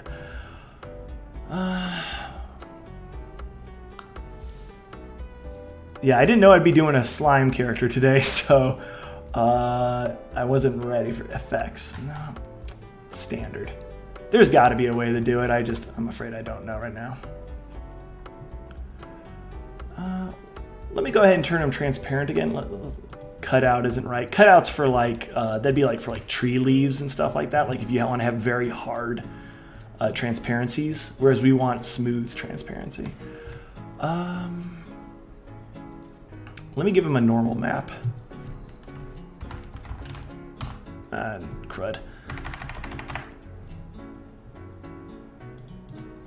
Oh, that looks weird. Oh my god, I've just created a monster. All right, let's get rid of that normal map. Okay, map. All right, you know, I'll get back to you on this. I'll research this on my own time. We'll make him jelly at some point. But in the meantime, I think this is what we're gonna have to settle for. He's still great though.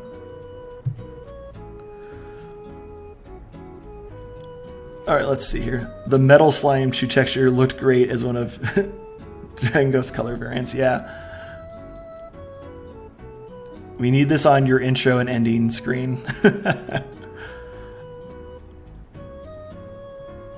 Okay, let's see here.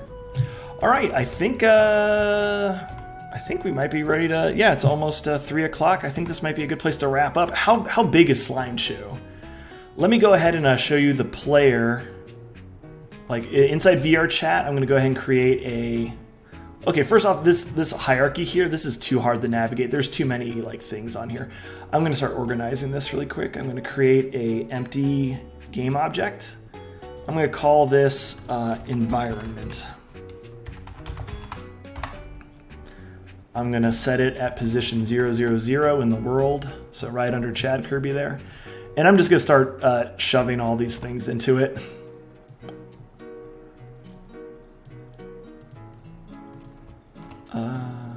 All this tree goes in there. All these trees go into the environment object. Now I can collapse this. There, that cleans things up quite a bit. I'm going to create another game object, an empty one. I'm going to call this one spawn points. I'm going to put all our spawn points in here. There we go. That's so much easier to see, or to like navigate our menu. Okay, so yeah, let's give me a size reference for Slime Chew here. I'm gonna go ahead and just put them next to Kirby. They're hanging out.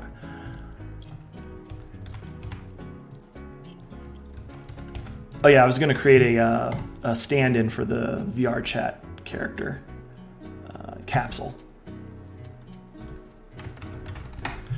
There we go. So this capsule does a pretty good job of demonstrating how big and how much space a average VR chat avatar will take up.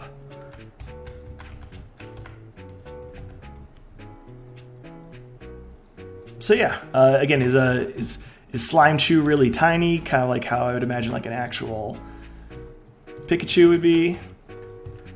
Or do we want this to be a larger than life statue of Slime Chew?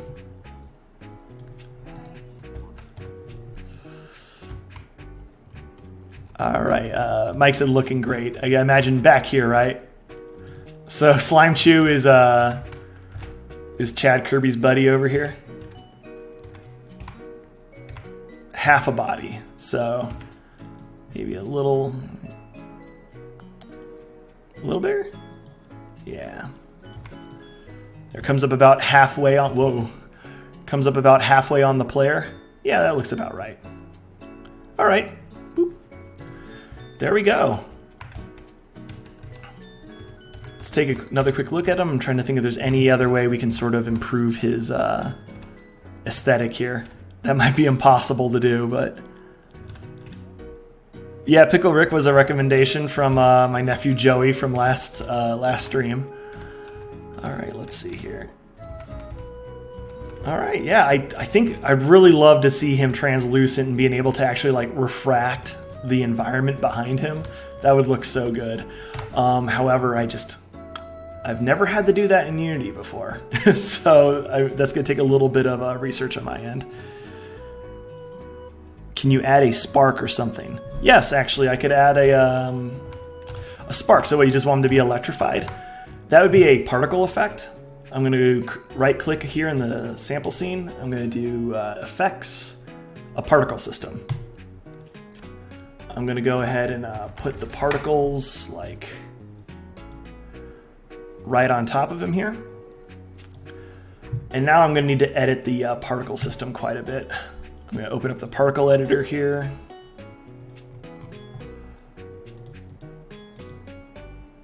I don't see it. That's weird. Usually you should be able to see the particle effect happening down here. It's fine, we'll just use this window as our preview. Okay, well first off, these that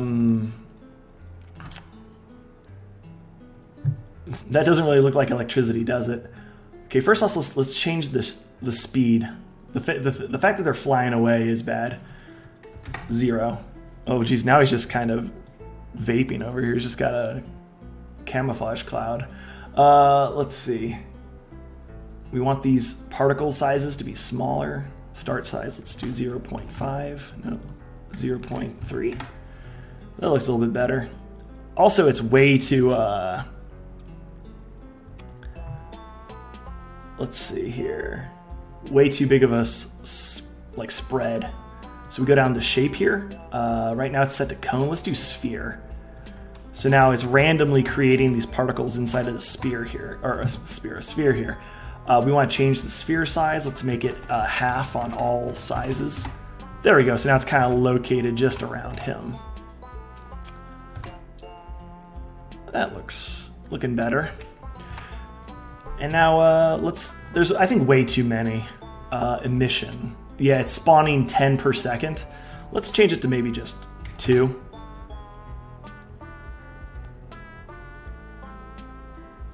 Yeah, and also I think they're hanging around for too long. Let's make it only be around for 1 second at a time. And I'll turn the emission back up to 5. There we go. That looks like a bit more of like a static-y kind of like crackling. Now let's make a little lightning bolt, I guess, effect. Sure. I'm going to go into Photoshop, and I'm just going to go ahead and Google lightning arc.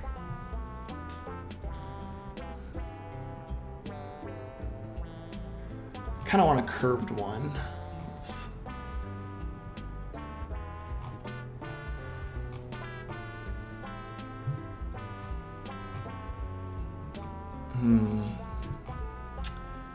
You might actually just be able to find Pikachu's lightning effect from Smash Brothers.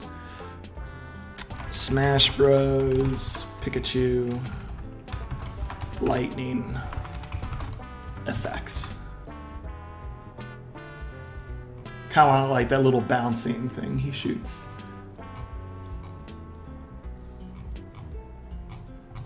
Oh, that's really good right there. Okay.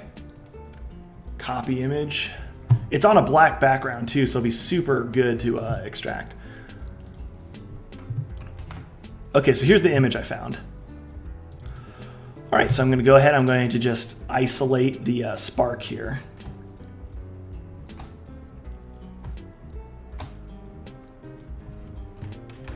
Control-Shift-I to invert my selection. Delete. Actually, Control-Shift-I. I should have, instead of delete, I should have just image cropped it to selection. There we go. Whoa. Okay. And now I'm going to, again, we have to make sure that these textures are powers of 2. So I'm going to go to canvas size. Oh, we're very lucky. It's already 255. That's 1 pixel away from 256, which is power of 2. The height, we're going to make that 256 as well. So it's going to be a square image. We want the background to be gone. We don't want a background at all because we want to have transparency. Let's go ahead and delete. Goodbye. And now I want to remove the black from here. Let's see here. Actually, here's how I'm going to do it. All right, no, I'm not. Select effect, color range. I'm going to select the black over here, and I'm going to increase the fuzziness. There we go. Okay. Delete. Delete. Delete. There we go. I'm going to go ahead and I'm going to kind of create a fade here on the electrical spark.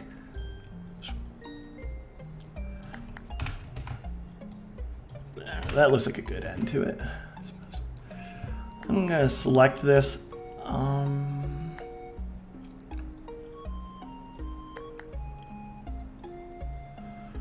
Select feather.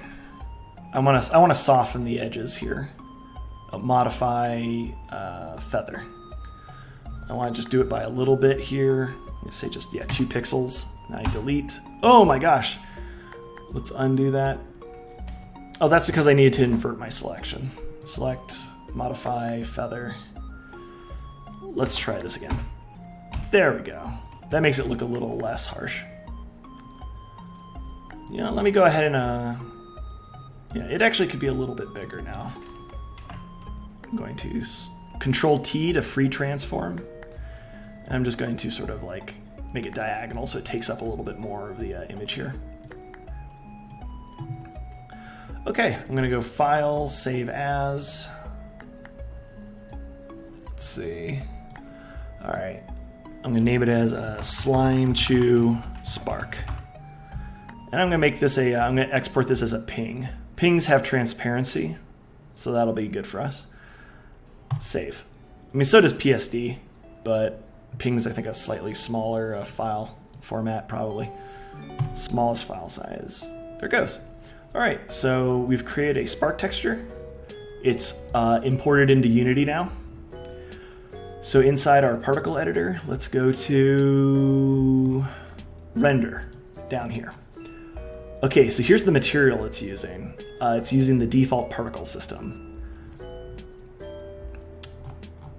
You know what? Let me choose default particle system. I probably don't want to change that. I want the image itself. I'm trying to figure out where I do that. I don't know if I've ever had to do this before. Okay, somewhere it's choosing basically this little tiny dot. Actually, what was it called? It was called default particle system. Let me search for that. See if maybe that's where I do change it. Default part. Well, I don't even see a default particle material in here.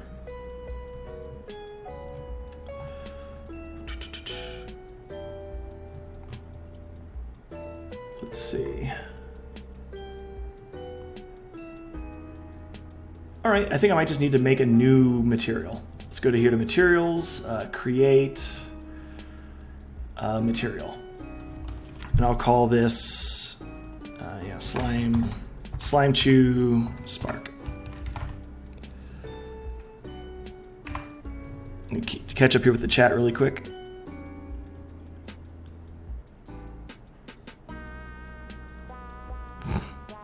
favorite.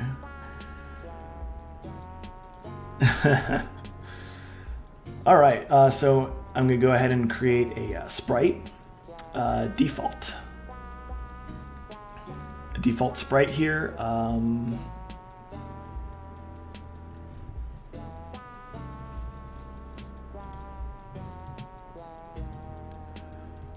There's a tint, pixel snap. Huh. Particles, maybe. Standard unlit. And we're going to go ahead and search Spark. So now we have a material for that. We don't want it to be opaque, we want it to be transparent.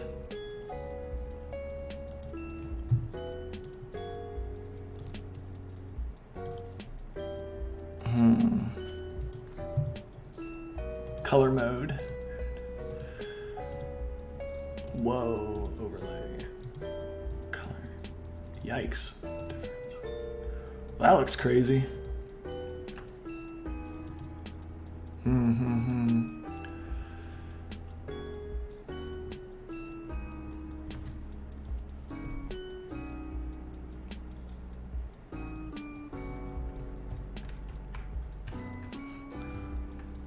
Yeah, it's probably the trees, I think, if anything. Let's see here.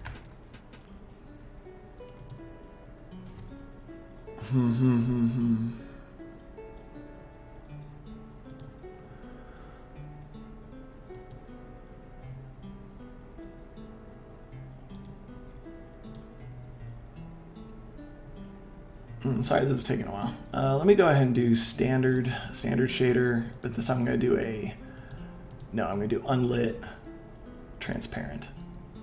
Oh, there we go. You can see it there wrapped around the preview cube. That's what I like to see. That's more of what I was hoping for. Okay, so now going back to our particle system, I think I should be able to assign that that material to the particles. Yeah, there we go. And now I think I can actually make them spin a bit. Start speed. Start rotation. Oh, nope. Maybe it's under size by rotation over lifetime. There we go. And we can make it high, let's say. Well, it's a very cheap, doesn't look super great sparking effect. Yeah, you know, that doesn't even look that great, I don't think. Oh, my choice says it looks amazing. Well, thank you. I'm sure with a bit more work we could actually make a decent looking one. But if you want, I can keep it. Maybe it looks weird because it's not actually... It'd be probably better if it was like flying out from him, if it actually had a little bit of movement to it. Okay, let's see here. Also maybe making him smaller, because that sprite doesn't look super great. 0.1, 0.2, maybe. Yeah, and I'm going to give him a little bit of speed. Actually, I'm going to go to the shape. I'm going to make the sphere super small, 0.1, 0.1, 0.1. And I'm going to give him a little bit of speed here. There you go. Now he's flinging them. 0.2. All right, let's just do maybe 0.5.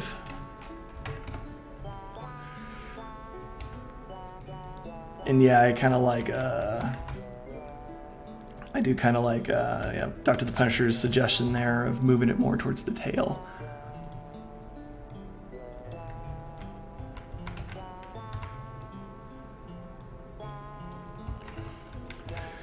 I kind of think they'd look better if they shrank down as they flew away, as opposed to just kind of blinking out of existence.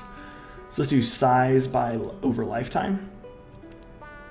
And let's invert this.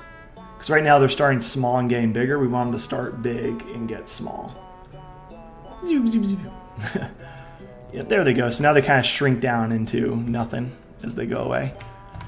Yeah, we could definitely make a better spark texture than that. I think it looks weird out of context, or like not being used in the same sort of method. I think more of just a generic kind of lightning crackle would be good, radiating out from a single point. Let me just Google that really quick. Electricity, I'm going to say burst. Sprite.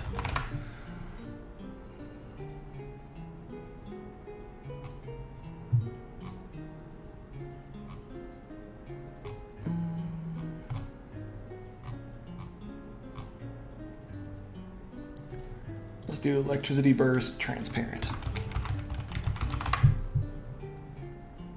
Okay, oh yeah, there you go.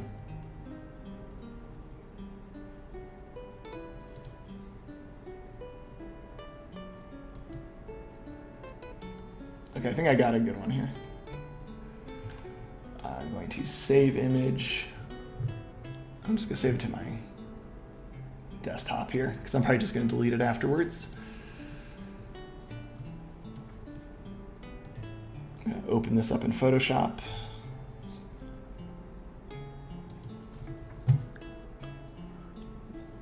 It's not actually transparent. I got tricked. It was a lie. Yeah. This one's still good. Oh, it's got.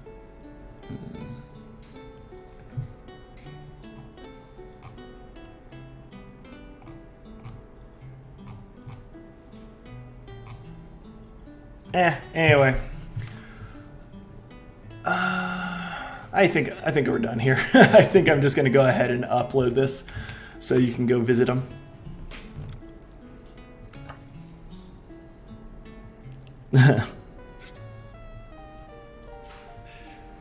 Okay, there we go.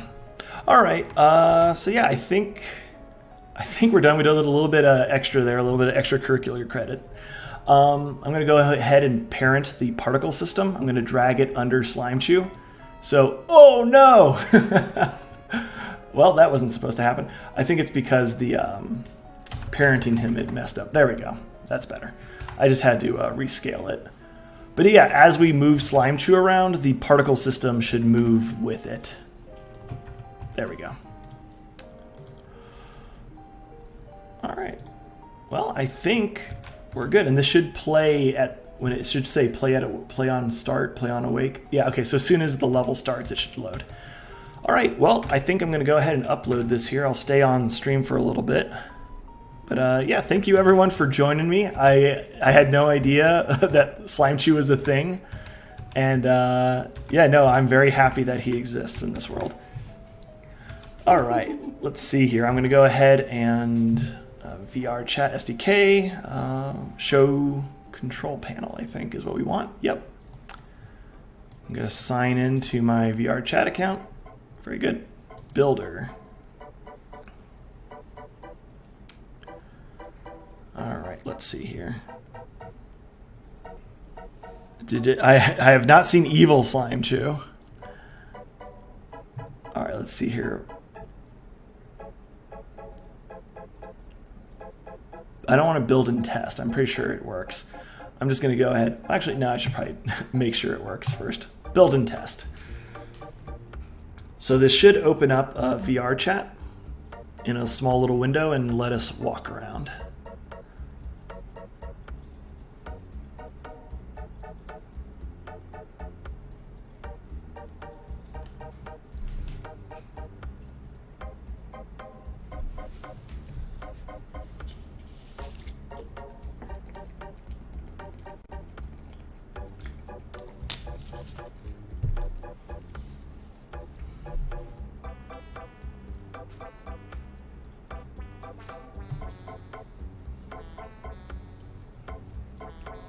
All right, VR chat's opening.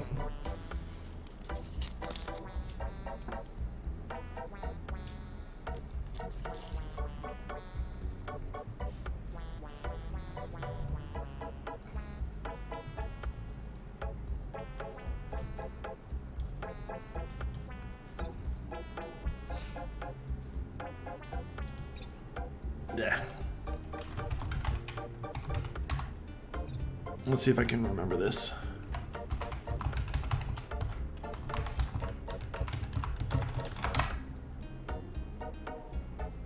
Nice. Okay.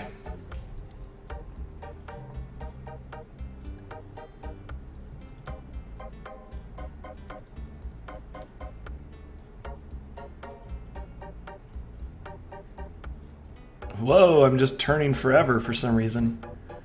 I have a PlayStation 4 controller hooked up to my computer. I wonder if that's causing some problems here.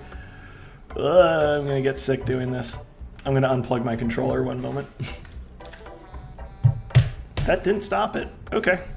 Well, let's go ahead and quit out of that.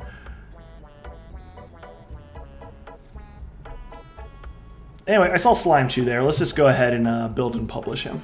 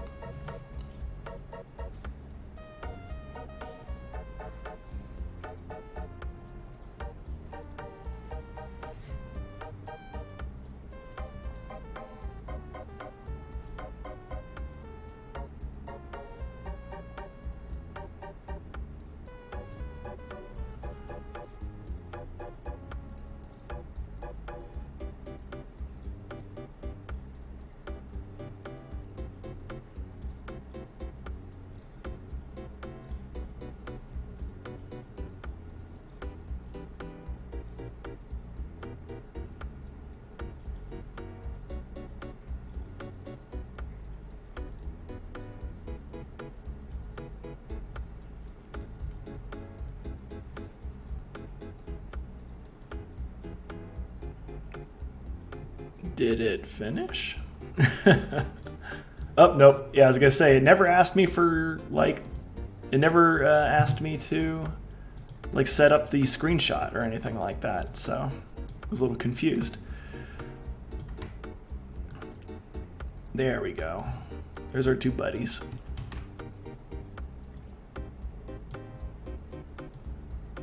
Oh, that looks weird.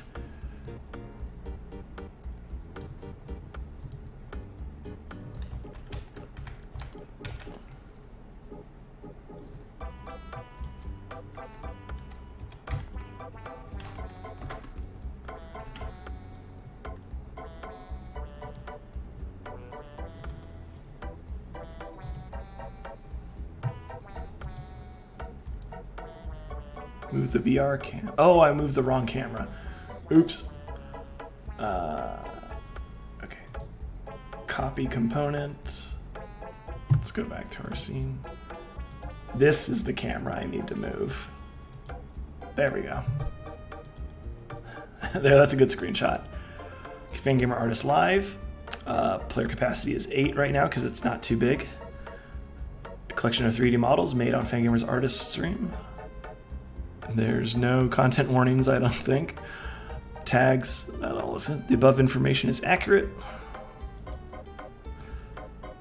All right, Fangamer's Live.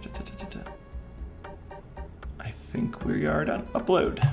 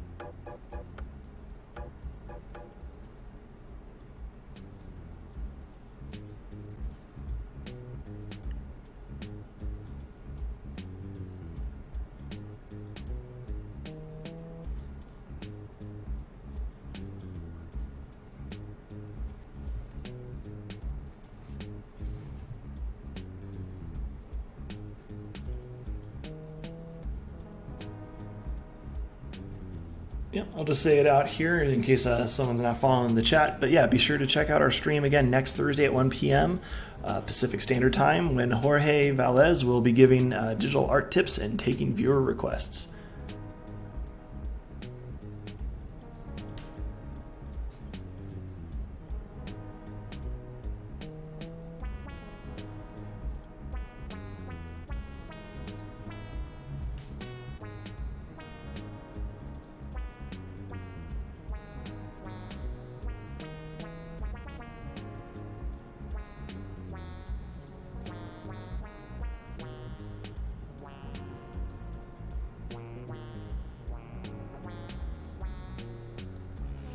All right, it says content successfully uploaded. All right, so I'm gonna go ahead and close out of these things here. Go ahead, file, save. And I'm gonna go ahead and try and launch VR chat before closing out the stream, see if we can get a, seeing if we could actually get a little bit of walking around.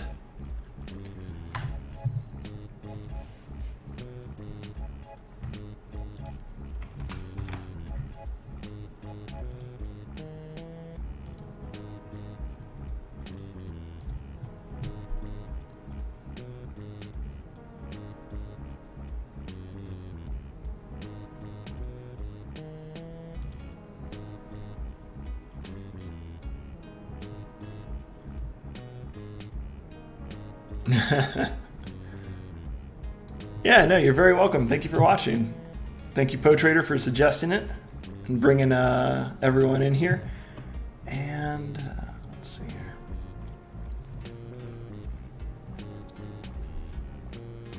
And yeah, I'll also provide maybe, how would I provide this? I don't know. Would I upload it to Thingiverse? I don't know. But I'll try and somehow get a OBJ file of Slime Chew made public, so that way anyone who has the ability to 3D print him can go ahead and do that.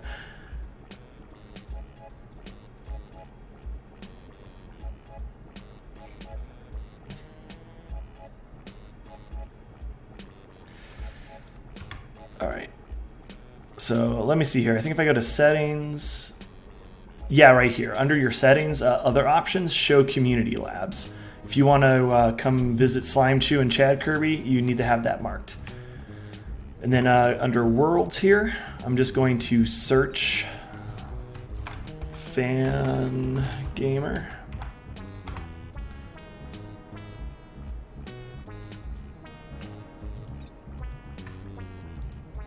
There we go. So yeah, you see here we have Camp Fangamer, Virtual Camp Fangamer. You can visit that anytime. And we also have Fangamer Artist Live. So just click on that, and then there's our little preview, and I'll click go. All right, I wasn't spinning around in the home hub, so I'm hoping I won't spin around when I get into the game here. It must have just been my controller or something. Ah, and here we are. Yep. There's our two guys. There's a Slime Chew sparking from the tail.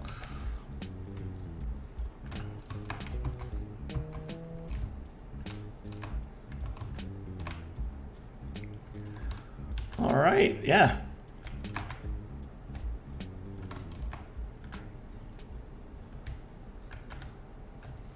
All right, maybe I'll hang out in here for a little bit. See if anyone wants to come join me, you're welcome to. I'll hang out till maybe 3:30.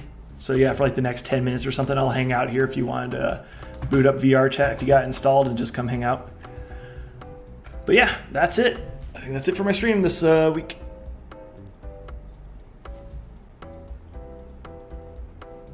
Oh, I guess before I go, I'll check out that link.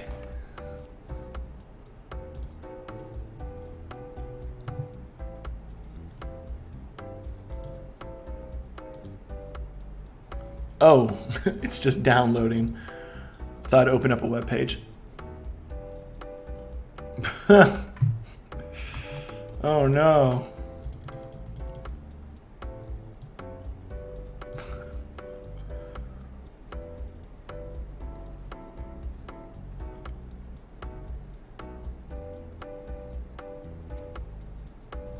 It's from when the lights turned off.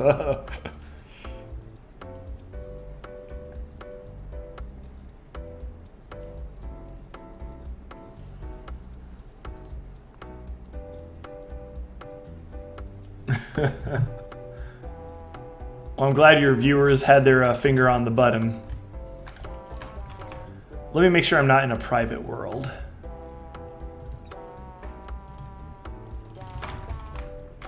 Fam.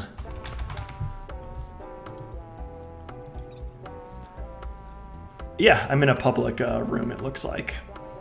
So yeah, come find me. All right, I'm gonna go ahead and sign off now. Thanks again for joining, and tune in next week. Bye-bye.